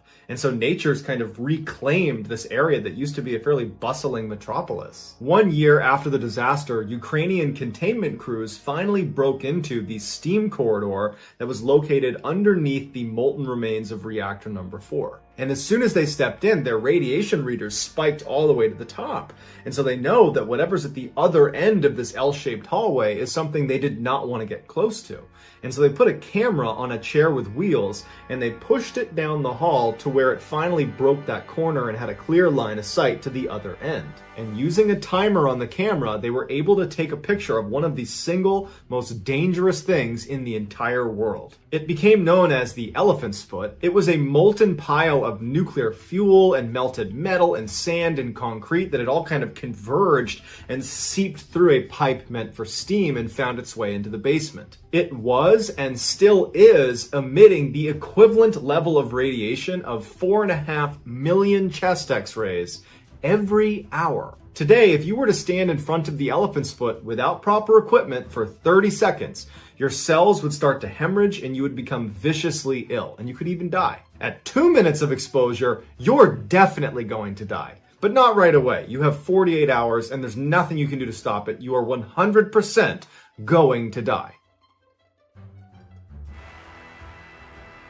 On October 31st, 2013, 4 mechanics were performing routine maintenance on a wind turbine in the Netherlands. In the early afternoon, all 4 of them are standing on top of the turbine itself, 2 on one end and 2 on the other, and a small fire breaks out inside of the housing of the turbine, right near where you would go back into the housing. Now, it's unclear what caused the fire, but it's speculated that it was caused by a short circuit. The 2 engineers on this side of the turbine were able to jump over the fire, land in the stairwell, and run their way down to safety. The other 2 on this side had a bad angle and could not make the jump, and so they had to wait until rescue workers showed up to put the fire out. But wind turbines are usually in areas that are very far away from society because they're huge and they're kind of eyesores. And so the response time was not good. The fire department did not show up very quickly, and by the time they got to the wind turbine, that little fire had gotten much, much bigger and had creeped up onto the platform that they are on. And then when the fire department actually started performing their job, the fire had spread well down the stairwell, and so it was very difficult and took a very long time to make their way up using the stairs. And the crane on the truck itself did not extend high enough to reach them either. The 2 trapped mechanics mechanics are watching this in real time. They're looking down and they can see the fire department is not going to be able to reach us in time because the fire is now spreading and getting bigger and bigger, and they're being pushed to the very edge of this wind turbine with an 80-meter fall to the ground. As the fire inched closer and closer and closer to them, the men must have realized that they have to make a decision here. They can either sit here and wait and hope for some miracle that perhaps a helicopter shows up and scoops them up, or some other mechanism of rescue is able to occur, or they try to make a run for it through the flames on the top of the turbine into the stairwell and just hope that the fire in the stairwell is not as severe and that maybe they can run through it and make it out the other side. Or the final option is to jump off the side and hope you survive the fall. And so as the fire continued to grow and get closer and closer to them, the men embrace one last time, and then one of them makes a run for it through the flames into the stairwell. His charred body would be found right at the landing of the stairs. He did not make it very far. He really had no hope. The last remaining mechanic is standing there wondering what he should do. He's probably looking down in hopes that he's going to see his friend who just ran in there emerge at the bottom on the ground, safe, but he doesn't. And after a considerable amount of time and the fire is getting closer and closer, he knows his friend didn't make it, and probably not wanting to suffer the fate that his friend did, he jumps. This is the picture of the two mechanics embracing for that final time. I'm sure at the time of this picture, they were aware that almost certainly they were not going to get out of this alive. They were 19 and 21 years old. In 2013, Philip Chisholm was a 14-year-old high school student going to school in Danvers, Massachusetts. He lived at home with his single mother. Classmates described Chisholm as being quiet, a bit of a loner. He was a great student, and he was the leading scorer of his soccer team. On October 22nd, 2013, Chisholm missed soccer practice in the afternoon and then missed a team dinner that night, at which point his teammates tried calling and texting him. He didn't get back to them, so they got in touch with his mother. She tried reaching out to him to no avail, and so she contacted the police and said, "My son is missing." On the same night that Chisholm is reported missing, one of his teachers, 24-year-old Colleen Ritzer, doesn't come home from work. Her family and her friends try reaching out to her, texting her, calling her, no response, so they too go to the police and they report her missing as well. The police were already looking for Chisholm, so when they hear one of his teachers is also missing, they assume they must be linked, and so they go to the high school, even though it's well after hours, to see if maybe there's some clues there. They search the high school, and Chisholm is not there, and neither is Miss Ritzer, but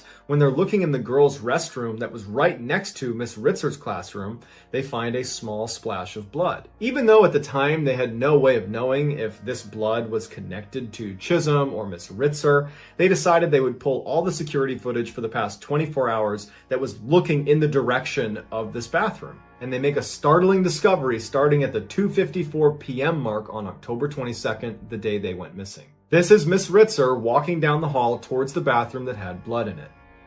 This is Chisholm following Miss Ritzer into the hall. He's looking hesitant. He doesn't really know what he's going to do. He's thinking about following her. And at some point he says, "You know what? I am going to do this." He goes back into the classroom, reemerges with his hood on, and walks down the hall towards the bathroom where Miss Ritzer is. This is Chisholm entering the girls' bathroom with surgical gloves on. 11 minutes later, Chisholm would leave the bathroom. Miss Ritzer would still be inside. Chisholm would leave school property, he would run outside, he would get a big recycling bin, and then he would wheel that back into the school, and then he would go back into the bathroom with the recycling bin. At 3:21 p.m., 26 minutes after Chisholm had first entered the girls' bathroom after Miss Ritzer, he re-emerges, now wearing a full face mask. He doesn't have a sweatshirt on anymore, and he's pulling along this recycling bin that looks noticeably heavier than when he brought it in. And that's because Miss Ritzer's body is now stuffed inside of it. Police were able to locate Miss Ritzer's body using the surveillance cameras on the outside of the school. They just watched what he did with the recycling bin, and he didn't bring it very far away from the school. Police were able to quickly track Chisholm down and arrest him because as soon as he was done attacking Miss Ritzer, he used her credit card to go to a movie theater in town and watched a movie. So he's on security cameras watching the movie, and the police were tracking her credit cards because they noticed they were stolen, and they saw that he had swiped the card at this movie theater. So he gets arrested and he's given a life sentence. Here is the footage of Chisholm leaving the girl's bathroom with Miss Ritzer's body inside of that recycling bin. His motives remain unclear, but he claims she used what he called a trigger word that really upset him. So that's going to do it, guys. I hope you enjoyed today's stories. Let me know in the comments what you thought, and I will pin the best comment at the top of the comment section. If you haven't done this already, please offer the like button a flimsy plastic outdoor chair, and as soon as they sit down, kick one of the legs out from under them. Also, please subscribe to this channel and turn on all notifications so you don't miss any of my weekly uploads. If you want to get in touch with me, you can direct message me on Instagram or on Twitter. My username on both platforms is the same. It's JohnBallen416. I also have a ton of content over on TikTok where my username is MrBallen. If you have a story suggestion, please submit it to our subreddit. It's just called MrBallen. It's linked in the description below. I check that every day. If I intentionally use your story suggestion, I will credit you. So whether I see you on Instagram, Twitter, TikTok, Reddit, YouTube, some combination, just know that I really appreciate your support. And until next time, guys, that's going to do it. See ya.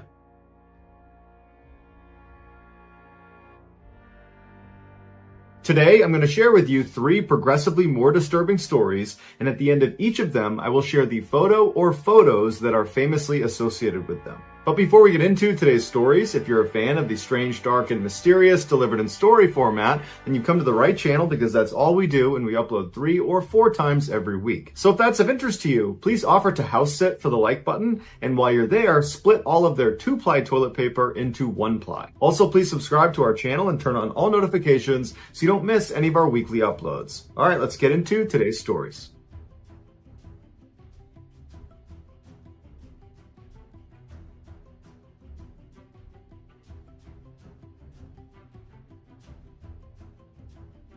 In 1992, 41-year-old Marvin Heemeyer purchased a plot of land in the small town of Granby, Colorado. There, for the next decade, he would run a muffler shop.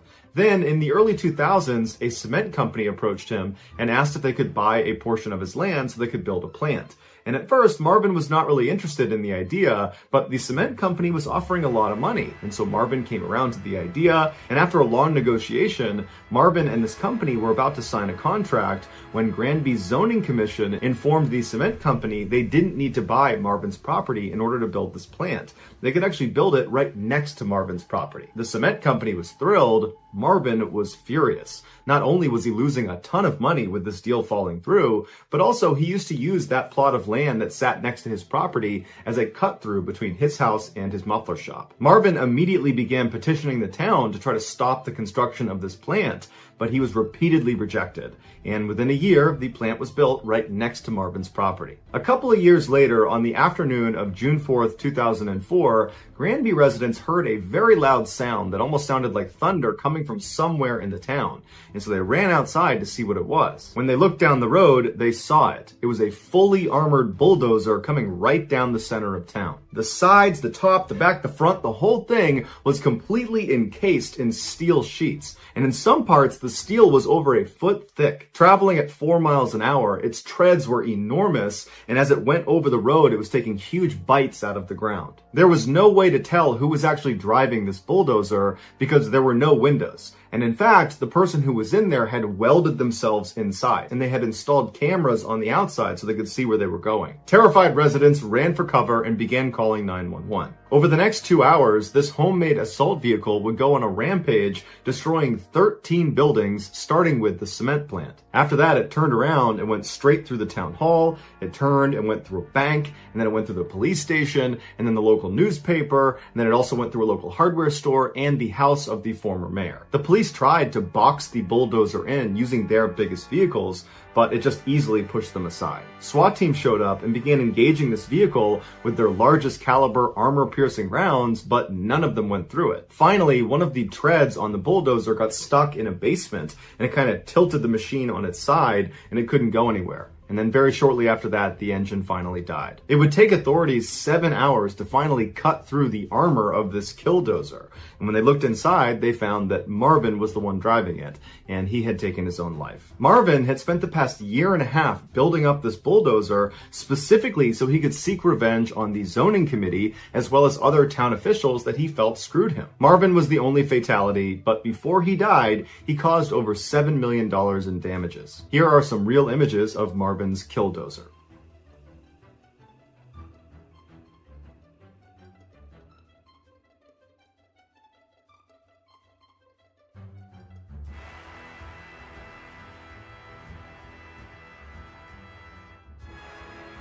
On the evening of December 19th, 2016, 62-year-old Russian ambassador Andrei Karlov was ushered into a famous art museum in Turkey. There, Andrei was going to deliver a speech at the opening of an exhibition of Turkish photography that featured the Russian countryside. Andrei had been a Russian government employee for the past 40 years, spending much of his time in North Korea, but in 2013 he took this post as the ambassador to Turkey. Although he was a seasoned diplomat, he knew there was a lot riding on this visit. His appearance there was following several days of protests by Turks against Russian involvement in the Syrian civil war. Andrei was there to ease the strain in Turkish-Russian relations as officials from both countries met to broker a ceasefire in Syria. As Andrei made his way across the room, he had a lot of things on his mind, but one thing he wasn't concerned about was his own safety. The museum had state-of-the-art security cameras, and everyone who was going to be attending his speech had been carefully screened and vetted. Andrei was also protected by his own personal bodyguards that were these men in dark suits that fanned out around him as he stepped up to the microphone. The bodyguard who stood directly behind him was 22-year-old Melvit Altuntaş.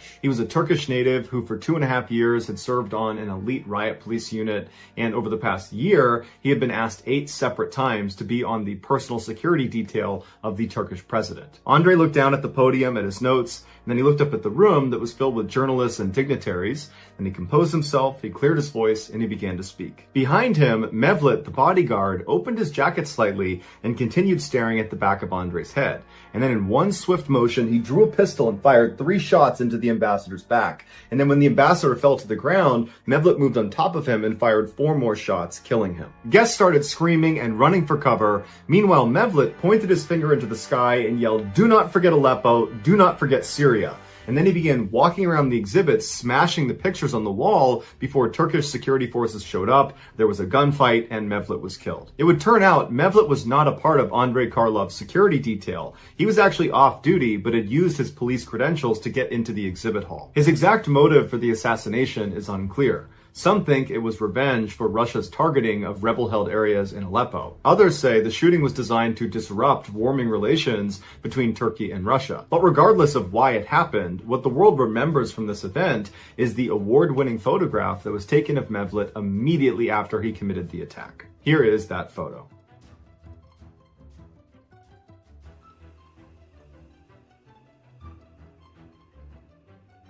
In the fall of 2015, 21-year-old Otto Warmbier was a gifted student at the University of Virginia. He had a passion for seeing new and faraway places, and so one day when he was on campus and he saw an ad for a trip going to one of the most secretive places in the world, North Korea, he jumped at the opportunity to go. The tour was being run by a group called the Young Pioneers, whose slogan was, "We take you to places that your mother would rather you stayed away from."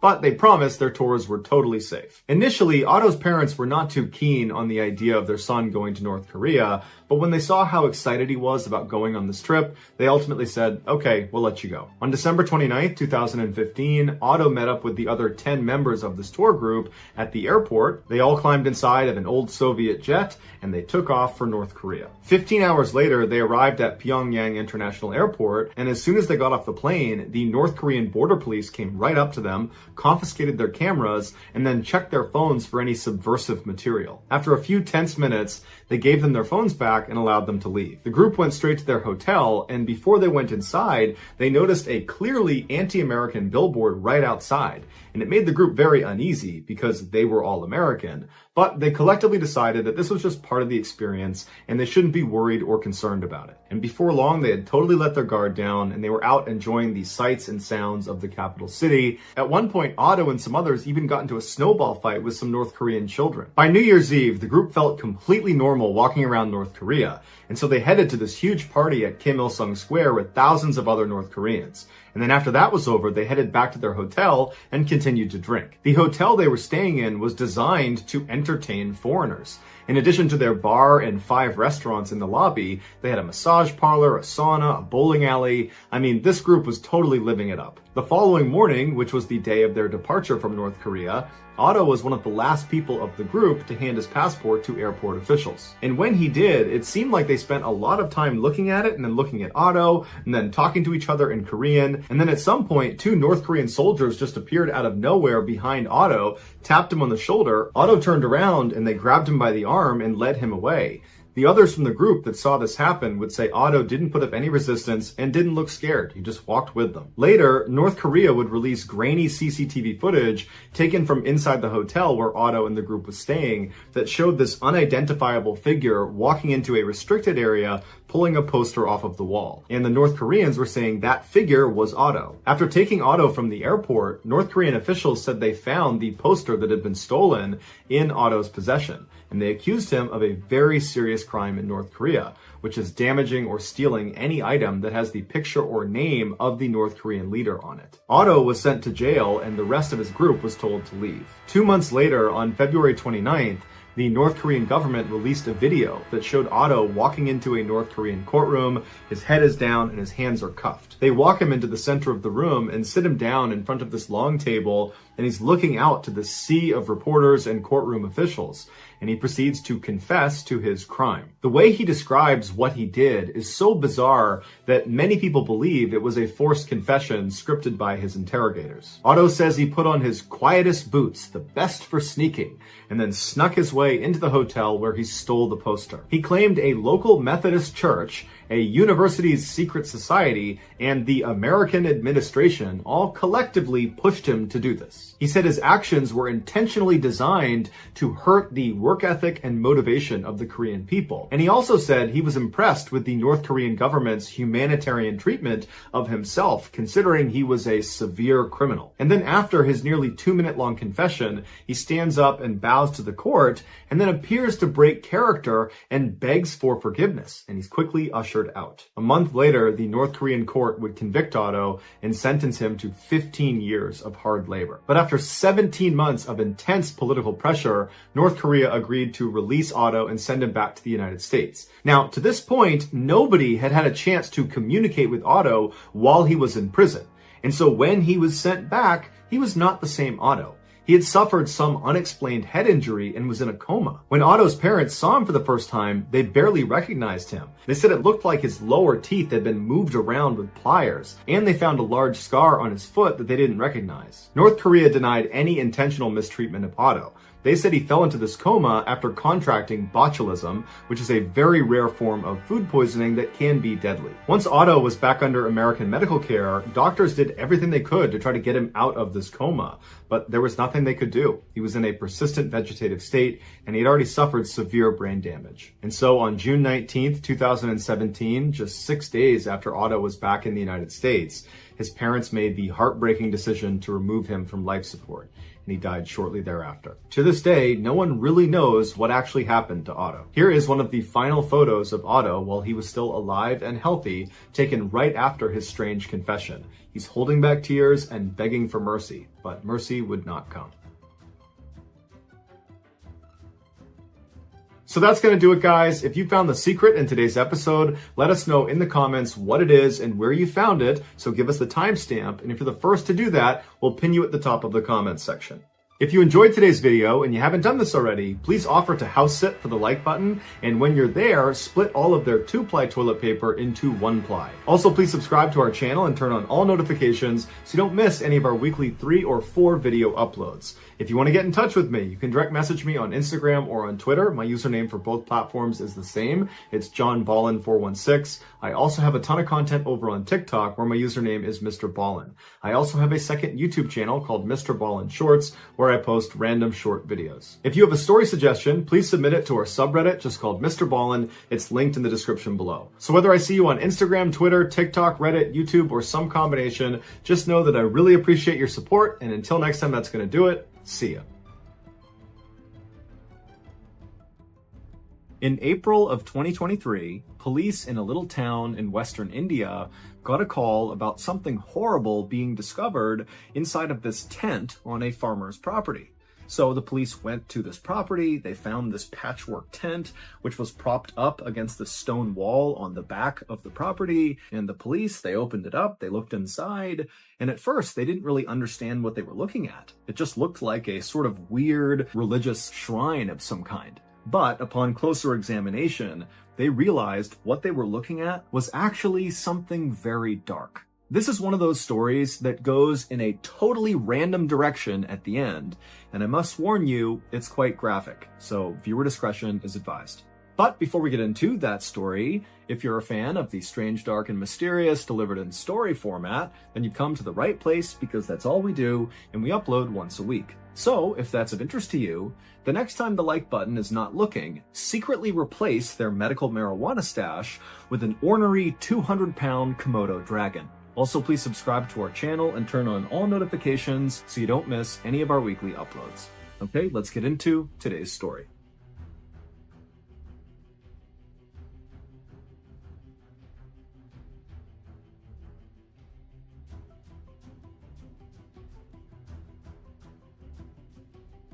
On the evening of April 15th, 2023, a mother and father named Hansa and Himu Makwana stood on the front doorstep of a little shack in a little village in western India called Vinchia. With these two parents were their two kids, a son and a daughter, who were 12 and 13 years old respectively, and they were really excited because tonight they were going to be spending the night with their uncle and their cousins who lived in this shack right in front of them. And so moments later, the door to this shack opened up and immediately the two kids ran inside calling out for their cousins, and the uncle who had opened the door, he just smiled and said hello to Himu and Hansa, and the parents, they're calling after their kids to, please behave, listen to your uncle, be good, but they were already gone. And so finally the uncle said, don't worry, they're fine, we'll have a great night, we'll see you tomorrow. And so Himu and Hansa thanked him very much, and then they turned around, they grabbed each other's hands, and began walking out towards the dirt road that would take them back to their own home. The village that Himu and Hansa and their kids and their uncle and their cousins all lived in was a very poor, rundown farming community where, for the most part, people worked really hard but barely got by. But this night, as Himu and Hansa walked along this dirt road, passing by the shacks and tiny apartments and fields and livestock that were kind of all over the place, they weren't thinking about, the struggles of daily life in this village. Instead, they were thinking about how beautiful the village was that night. The sun was starting to set, and so the sky was this beautiful orange, and all the cows that had been out that day kind of wandering around the village were all starting to stand up and make their way back towards their stables for dinner, and with every step the cows made, the little bells on their neck would ring out. And so the scene in front of Himu and Hansa was so beautiful and peaceful that for a moment they just stopped on the road and kind of took in the sights and sounds. And then at some point, a group of cows who were making their way to their stable came up onto the road right where Himu and Hansa were, and very quickly the couple stepped back to make sure no mud or dirt got kicked up on their clothes. Now, Himu and Hansa were farmers by trade, and so on most days they would wear clothes that were covered in mud and dirt. But this night was different. Himu and Hansa were wearing their finest outfits, and they were not about to get them dirty. Hansa had on her beautiful red dress, and Himu was wearing a starched white button-up shirt. After the cows had crossed the road and suddenly the path was clear again for Himu and Hansa to walk on, Himu paused before taking a step, and he turned and just looked at Hansa. And Hansa, who lately had been feeling quite down, appeared to be very happy and radiant. And so Himu just smiled at Hansa, and at some point Hansa looked up and smiled at him, and then before long they were holding hands again, strolling down the road. A little while later, the couple turned onto their street, and just up ahead on the left side, just off the road, they could see their home, which was a small concrete and brick structure. But when the couple actually reached their property, instead of going in the front door, they walked around their property into the back side where all their crops were. They were growing peanuts and cotton. And Himu and Hansa just walked straight back away from their house through these fields all the way to the very back of their property, which was marked by this huge stone wall that was as tall as Hansa was. And when they reached this wall, they also reached their tent. It was like this patchwork tent they had built, with one side being supported by the stone wall, and the other side, the side closest to them as they approached it, was supported by these pikes they had driven into the ground. Inside of this tent was the family's shrine to the Hindu god Shiva. And over the last couple of days, Himu and Hansa had been working on this new addition to the family shrine. It had been a lot of work, but it was finally done, and tonight, Himu and Hansa were finally going to be able to use it. The couple stood outside the tent, taking in the sights and sounds of the beautiful sunset, and then, one after the other, they went inside the tent. The next day, sometime in the afternoon, Himu and Hansa's children returned from their uncle's house after sleeping over there the night before. And when they got to their home, they went in the front door and immediately called out for their parents. But their parents were not inside the house. And so the siblings walked all around the house and then went out the back door thinking maybe their parents were out in the fields working. But when they went outside, they saw their parents were not out there either. And so as the kids stood there kind of wondering where their parents were, the boy said to his older sister, maybe they're in the shrine. So the kids left the back of their house, they cut straight across the field all the way to that back stone wall where they found the shrine, the tent that was propped up against the wall. And right away, the kids noticed something was off about the shrine. Whenever their parents were in there praying, they could typically hear them from a distance as they walked up to the shrine. But now, standing right outside of it, it was totally silent. The kids finally lifted up the flap of the tent, and they looked inside, and once again, they did not see their parents. Instead, what they saw inside of the shrine was totally confusing.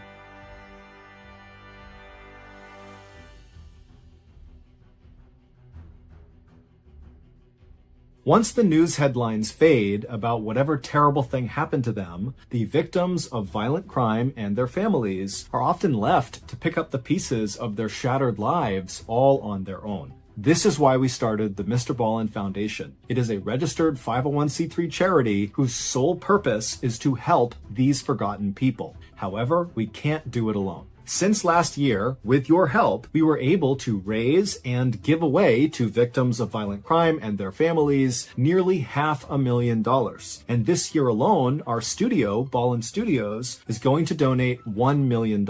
And to be clear, the MrBallen Foundation does not make a profit. Zero. Meaning 100% of your donations to the foundation go to the cause. Not to overhead, not to salaries, nothing. It's just the cause. So if you're looking for a highly transparent, very active charity that is just trying to do the thing we say we do to support victims of violent crime and their families, then look no further than the MrBallen Foundation. To make a donation, simply go to MrBallen.Foundation and click on Donate. Again, that's MrBallen.Foundation and click Donate.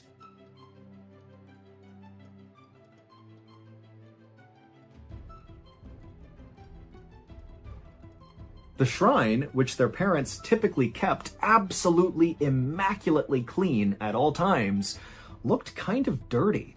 There was this weird rusty colored liquid kind of all over everything, including on some of the holy objects, like the picture and statue of Shiva. And in the middle of the shrine, where there was this fire pit, were these two hunks of meat that looked like they had been placed in the fire and then forgotten about. The kids knew their parents would never leave the shrine in this condition, nor would they spoil food and let it sit out on a fire and not eat it. And so they're thinking to themselves, what happened inside of the shrine and where are my parents?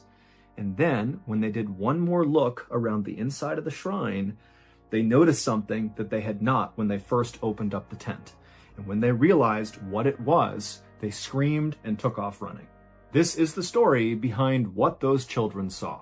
The night before, when their parents, Himu and Hansa, stepped inside the tent, they looked around and surveyed the shrine. Right in the middle of the shrine on the ground was that fire pit, and then off to the right side of the fire pit was a small egg-shaped statue that was a statue of Shiva, and then next to the statue was a picture of Shiva. Shiva is a powerful figure in the Hindu religion.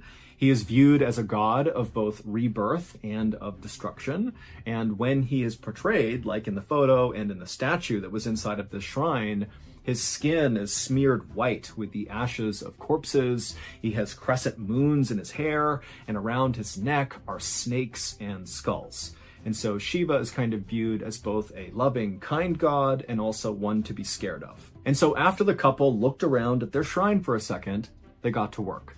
Even though that night it was very hot and muggy outside, the first thing the couple did was get some firewood off to the side inside of this tent, put it in the fire pit, and start a fire. And then after the fire was built, Hansa began sprinkling orange flower petals all around the statue and picture of Shiva. And at the same time, Himu got out a piece of paper and began writing a note. and as he wrote, his hand shook with nervous anticipation of what they were going to do that night.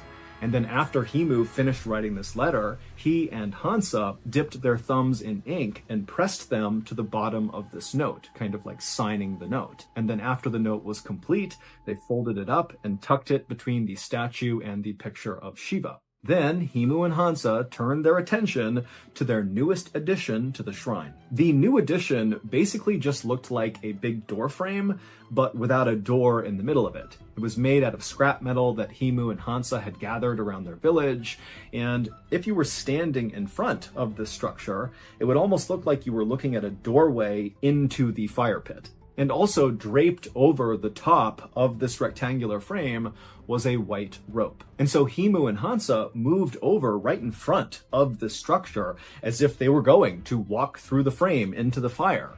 But instead of doing that, they knelt down right at the base of the structure, right in the dirt, and then they both, in unison, began to say a prayer out loud. And then after the prayer was done, Himu reached up and grabbed one end of this white rope, and he began pulling it until it was tight. And then he pulled it a little bit more and a little bit more until he had it right where he wanted it, and then he held the rope steady. And then Himu, still holding onto this rope, along with Hansa, very carefully got down onto their bellies, Himu being very cautious not to give any slack to the rope or pull it any farther. And then once they were in position on their bellies, all they would have heard was the crackling of the fire in front of them, and all they would have felt was their hearts beating in their chest. Now, very likely, Himu and Hansa were terrified at this point, but this was their moment. They had come too far, and they knew they had to finish this ritual. And so, with one last loving look at each other, the couple nodded, and then turned their attention back to the fire, and then Himu let go of the rope. The rusty-colored liquid that Himu and Hansa's children would discover inside of this shrine the next day was Himu and Hansa's blood. And the two hunks of meat that their children saw in the fire pit were their parents' decapitated heads. The children realized this was the case when they scanned around the tent one more time and noticed their parents' headless bodies lying side by side at the base of the structure. That was what, of course, caused the children to run outside and go find the police. This new addition to the shrine, the metallic structure, was a homemade guillotine. A guillotine is a device that kills people by cutting off their heads. The white rope that Himu had pulled on was connected on one side to a very heavy metal blade. And so when he was pulling the rope, he was pulling that blade up off the ground until it was positioned right above them, and then he held it steady. And then when he let go, the blade fell straight down, striking the backs of their necks, decapitating them instantly, and sending their heads rolling forward into the fire, as designed. When the police arrived at the shrine, they would find that letter that Himu and Hansa had written and then signed with their thumb, tucked near the statue and the picture.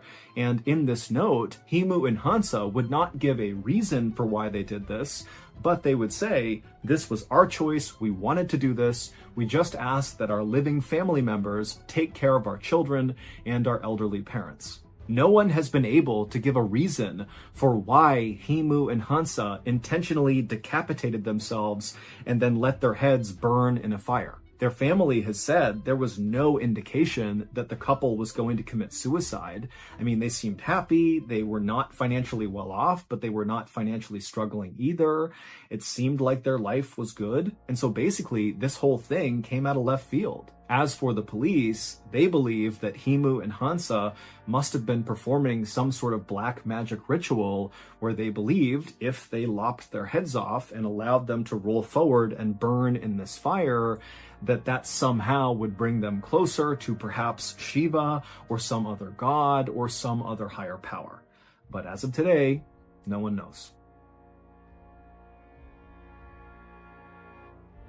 So that's going to do it. If you enjoyed today's story, remember we have hundreds more stories just like this one on our podcast, the MrBallen podcast. And many of those stories on the podcast are exclusive, meaning you can only get them on the podcast. The podcast is available exclusively on Amazon Music. Today's story is about a man and his quest for the perfect photo.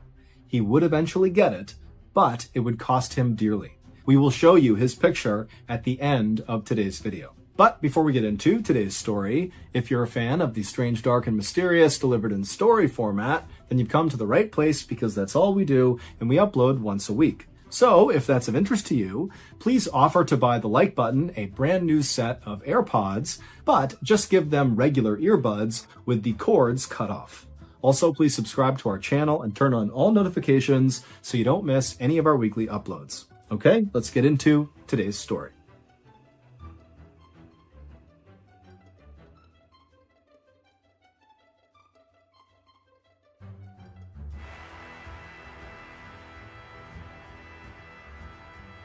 Saturday, April 25th, 1987 was a beautiful spring day in the mountains of northwest Montana. It was exactly the kind of day that 40-year-old Charles Gibbs and his wife Glenda had been waiting for months. The sky was clear, the sun was bright, and the breeze was warm. And so, at around 9 a.m. that morning, Charles and Glenda had a quick breakfast inside of their house in the rural city of Libby, and then they started stuffing their backpacks full of their hiking equipment. Charles and Glenda were going to go to Glacier National Park, which is a 1 million acre wilderness preserve with alpine meadows, forests, rivers, and lakes that are so bright and crystal blue, they almost look like they're glowing. The park is ringed by snow-covered mountains, and it's dotted with glaciers, which are huge masses of pure ice that jut up out of the rock and make you feel like you've stumbled onto some ancient frozen planet. The park is actually so otherworldly that when Hollywood producers were looking for a location to shoot the heaven scene in the big movie What Dreams May Come, they chose Glacier National Park as their location. And for Charles and Glenda, this place practically was heaven. It was the place they went all the time to go hiking, especially on beautiful sunny spring days.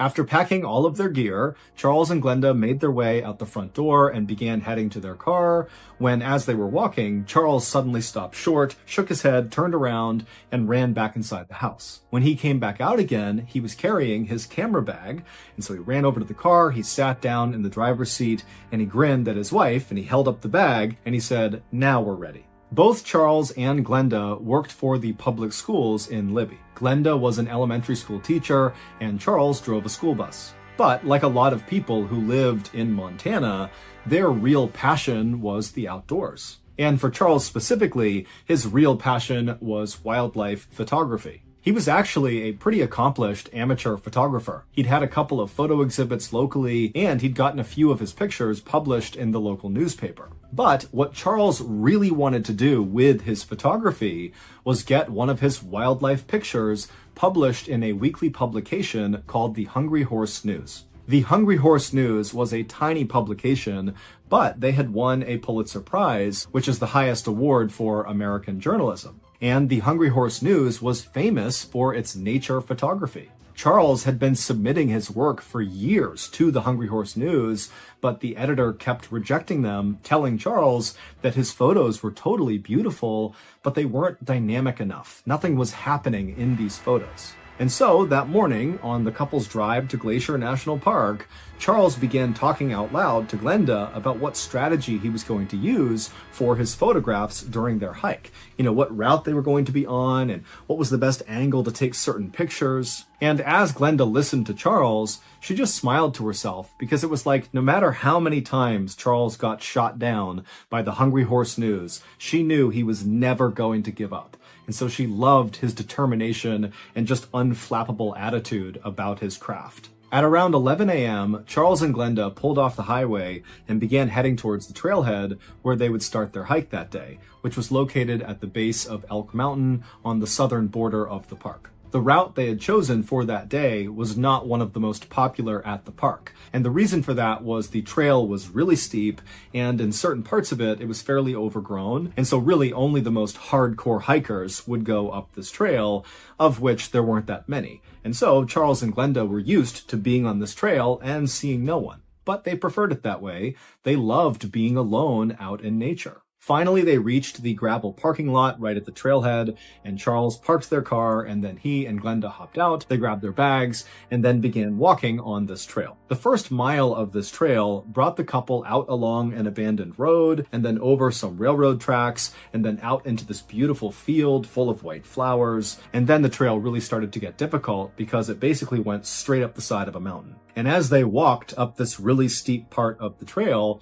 Charles was nonstop taking pictures of everything he saw. There were deer and mountain goats, and at some point the couple reached a clearing on this steep section where they could look down and see a lake, and they saw there were beavers hard at work building a dam. And so of course, Charles got a picture of that too. Now, these were the days before digital photography, and so all these pictures that Charles was taking, he couldn't actually see. He needed to go home and develop the film to see if anything he took was worth keeping. But as Charles and Glenda continued their hike up this mountain, Charles was getting more and more excited about some of the shots he was getting. He felt like they were going to be really, really good, and Hungry Horse News was going to finally accept his work. The couple made it to the summit of this trail by early afternoon, and from up there, they had this beautiful panoramic view of all these jagged mountaintops that were covered in snow, separated by these huge valleys and prairies, and Charles and Glenda were the only ones up there, and so they had this unbelievable view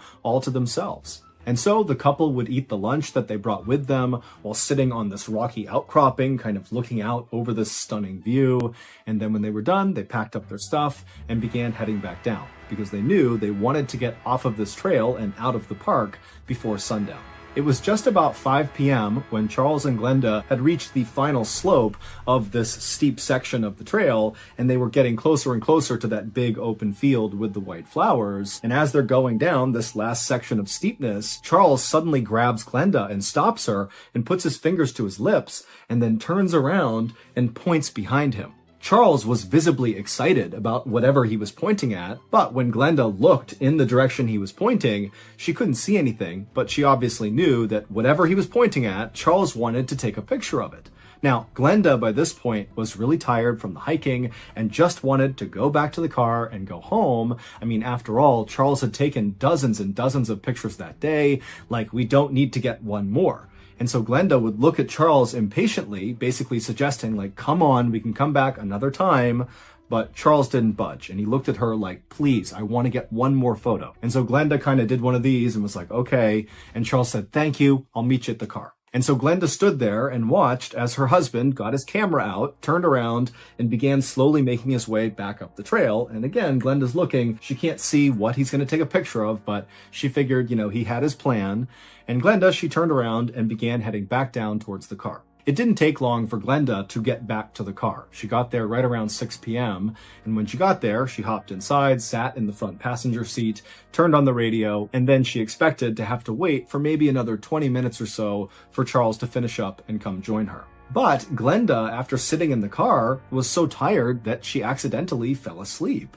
And when she woke up again, she was kind of disoriented, and immediately she looked to see if her husband was in the car with her, and he wasn't. And she's looking outside, it's getting pretty dark out. She glanced at her watch, it was 7 p.m., which means Charles had left her for at least an hour by this point. And she's thinking, there's no way Charles would have been gone for an hour. He would never do that. He would never leave me alone like that. And so Glenda began glancing around her, kind of half expecting to see Charles just outside of their car, doing something, but she was all alone. There was no other hikers or cars. Charles wasn't there.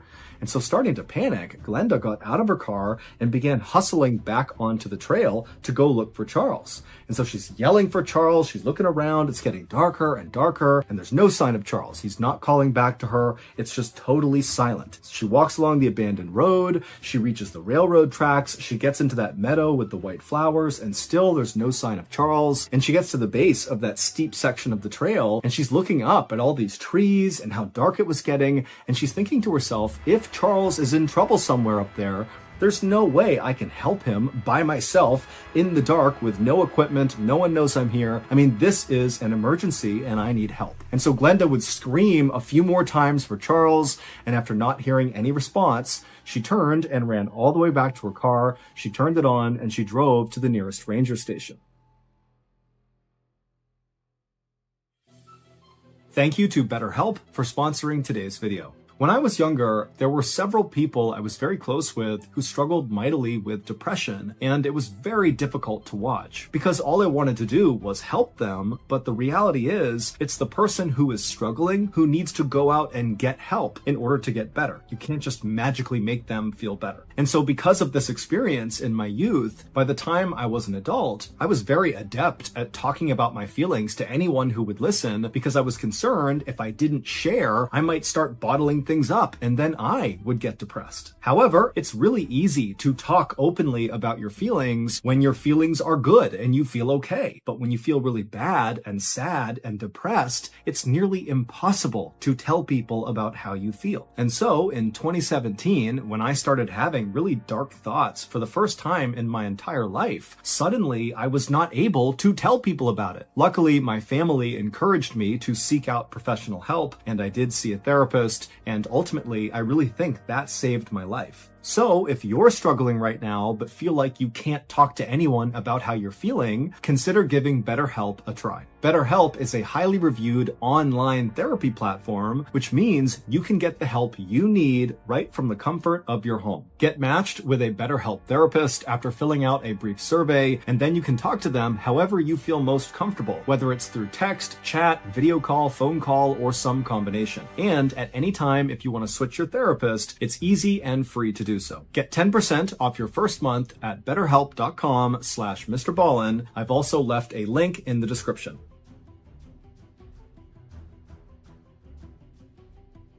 When she got there, she ran inside and immediately told the ranger where her and Charles had been, which trail they were on, and where roughly they were on this trail when she had gone to the car and Charles had turned around and gone uphill to take a picture of something. And as Glenda told the ranger all these details about where they were inside of the park, he really started to look worried. And when Glenda was done explaining, he told her that, yes, we need to go right now and look for your husband, but I can't have you on that trail. It's too dangerous. And so this ranger had Glenda wait at the ranger station, and the ranger, by himself, headed back to the trailhead to go looking for Charles. And so the ranger, he gets to the trailhead, he hops out, he's got a rifle and a flashlight, and he begins walking along this trail, and by now, it's dark out. And so he's looking straight ahead with his flashlight and scanning side to side, he's calling out for Charles, and he's walking this trail, he gets all the way across the train tracks, through the meadow, and he gets to the steep section,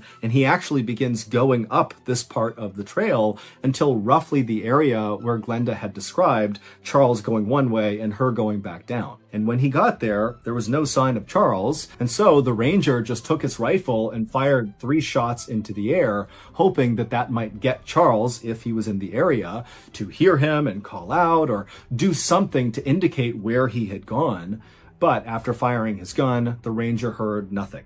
By this point, it was approaching midnight, it was totally pitch black outside, and the ranger knew that at this point, Charles was missing, and they really needed to organize a true search party to try to find him. But they would have to do that the next morning when they had light again. And so the ranger called out a few more times for Charles, and after not hearing anything, he reluctantly turned around and made his way back to his truck and drove back to the ranger station, where he would tell Glenda that he could not find her husband and they would now have to wait for sunrise. At sunrise the next morning, 20 searchers arrived at the trailhead where Charles and Glenda had been, and these searchers had dogs, and all the dogs had Charles's scent from some clothes that was in Glenda's car. And so this big search team very slowly and methodically began moving down this trail. And so they went across the abandoned road, over the train tracks, through the meadow with the white flowers. They got to the steep section of the trail, and they got all the way up to that point where Charles and Glenda had separated, and Charles had gone uphill to do whatever he was going to do. And it was at that point on the steep section that one of the searchers' dogs picked up Charles's scent and took off running uphill. And the searcher, whose dog this was, took off running after the dog, and the dog, it went up for a little while, up the steep rocky outcropping, and then it turned and began going down again until it reached a different meadow, so not the same one they walked through with the white flowers. This was farther away to the right, and in this meadow, the dog, who still very much had the scent, began to slow down, and it went straight for this tree. It was kind of a standalone tree right at the base of this steep section, and this tree had had low-hanging branches, maybe 5 feet off the ground, and the dog went right up to the tree, and then it stopped for a second, and the searcher by this point had caught up to the dog, and so he's looking at this tree, and he sees the ground looks really disturbed, and there's deep gouges in this tree, and then the dog went around this tree and sprinted another 50 feet or so, and then stopped, like it had found something. And when the searcher caught up to his dog, he looked down and he found what they feared the most. It was Charles, and he was deceased. His body was totally mangled, his arms and legs were eaten away, there were deep cuts and gouges all over his body, and there was a blood trail from Charles all the way back to this tree. Also, just a few feet from Charles's outstretched hand was a camera, Charles's camera. Now, it was obvious that something horrific had happened to Charles, and there were clear signs of a struggle that took place near this tree, and then also over here where he was found, there were clear marks on the ground that there was some sort of fight that happened right here. But, interestingly, Charles was carrying a gun, but it appeared that he did not unholster it and he didn't fire it. Instead, it almost looked like whatever was happening to Charles, he refused to put his camera down, which is why it was so close to his hand when he finally died. And so it was decided that the only way to determine what happened to Charles would be to develop his camera, to figure out what he was taking pictures of before he died. And so authorities would send off Charles's camera roll to be developed, and 2 weeks later, when they got it back, they couldn't believe what they saw. The photos very clearly told the story of what happened to Charles. This is what happened after Charles left his wife on that trail. When Charles stopped his wife and signaled to her that he wanted to take one more picture up the trail, he had found a photographic opportunity of a lifetime. The warm spring weather that had drawn Charles and Glenda out of their house to Glacier National Park had also woken the grizzly bears in the park from their hibernation. And what Charles had seen up the trail was a mother grizzly bear and her 3 cubs. The first few photographs that Charles would take of these bears were shot from a good distance away, and it just showed the mother bear and her 3 babies just kind of sauntering around the rocks, not really paying any attention to Charles. To Charles, grizzly bears were the most majestic creatures in nature. He didn't just love them, he viewed them as if they were sort of magical in some way. He was always going to local town meetings to speak about grizzly bears' beauty, and we needed to defend their natural habitat. As such, anyone who knew Charles knew about his passion for grizzlies. And while of course Charles knew that grizzly bears were dangerous, he also thought that the bears, who were very smart and sensitive, could sense his own very gentle and protective feelings towards them, and so if he was around them, they would never perceive him as a threat. Charles had taken some very good photos of other bears, black bears, but he had never taken what he called the definitive grizzly bear photo. And it was going to be this definitive grizzly photo of the mother and her 3 cubs that would finally get him a spot in the Hungry Horse News publication. As Charles took more and more photos of these bears, you could see in the photos that Charles was getting closer and closer and closer to this mother bear and her cubs. It was obvious that he was tracking them, even as the mother bear and the cubs were clearly trying to walk away from him. Finally, when Charles got about 50 feet away from this family of grizzly bears, he must have kicked a rock or stepped on a twig that broke that startled the bears. And so the second to last photo that Charles would take of this family shows the mother bear very clearly turning around to look at Charles, and she's making perfect eye contact with him, as is one of her cubs. Charles would take one more photo, and in this photo, you can see the bears are not just staring at Charles, they are running towards him. They are charging him. And it was likely after taking this photo that Charles realized the danger he was in. At this point, Charles tried to make a run for it by running down the side of this mountain. He got down to that tree with the low-hanging limbs, and he attempted to climb up into it, maybe hoping he could get one more picture of this bear if they would just leave him alone. But the mother bear and her cubs, they came charging down. They saw him up in the tree, and the mother bear began climbing into the tree, and she reached Charles. Now, she likely weighed about 400 pounds, and when mother grizzly bears are defending their young, they are absolutely merciless. And so she must have grabbed him or bit onto him and yanked him from the tree. And Charles somehow, after being pulled to the ground and getting slashed and bit by this bear, he managed to break away from her, as we can tell from the blood trail, and he made it about 50 feet away from this tree before the bear chased him down again, jumped on top of him, and killed him. When authorities figured out that Charles had managed to briefly get away from this mother grizzly bear and made it 50 feet away from her, they wondered why he hadn't pulled out his gun and shot at the bears to defend himself. But Charles's wife, Glenda, said it made perfect sense that Charles had not tried to harm this grizzly bear or her cubs. He loved grizzly bears, and he would never dream of leaving these 3 cubs without their mother. After Charles's death, the Rangers did not attempt to track down this bear and her cubs and do anything to the bears because they felt like the bears were just acting like bears and it was Charles who was in the wrong. And Charles's family and friends would say that is a decision that Charles would definitely support. Charles's photos of the grizzly bear family were published in the Hungry Horse News alongside an article about his death. So that's going to do it. If you enjoyed today's story, be sure to check out our podcast. We have over 100 episodes. Many of them are exclusive to the podcast, so you can't get them on YouTube. The podcast is just called the MrBallen Podcast, and it's available exclusively on Amazon Music.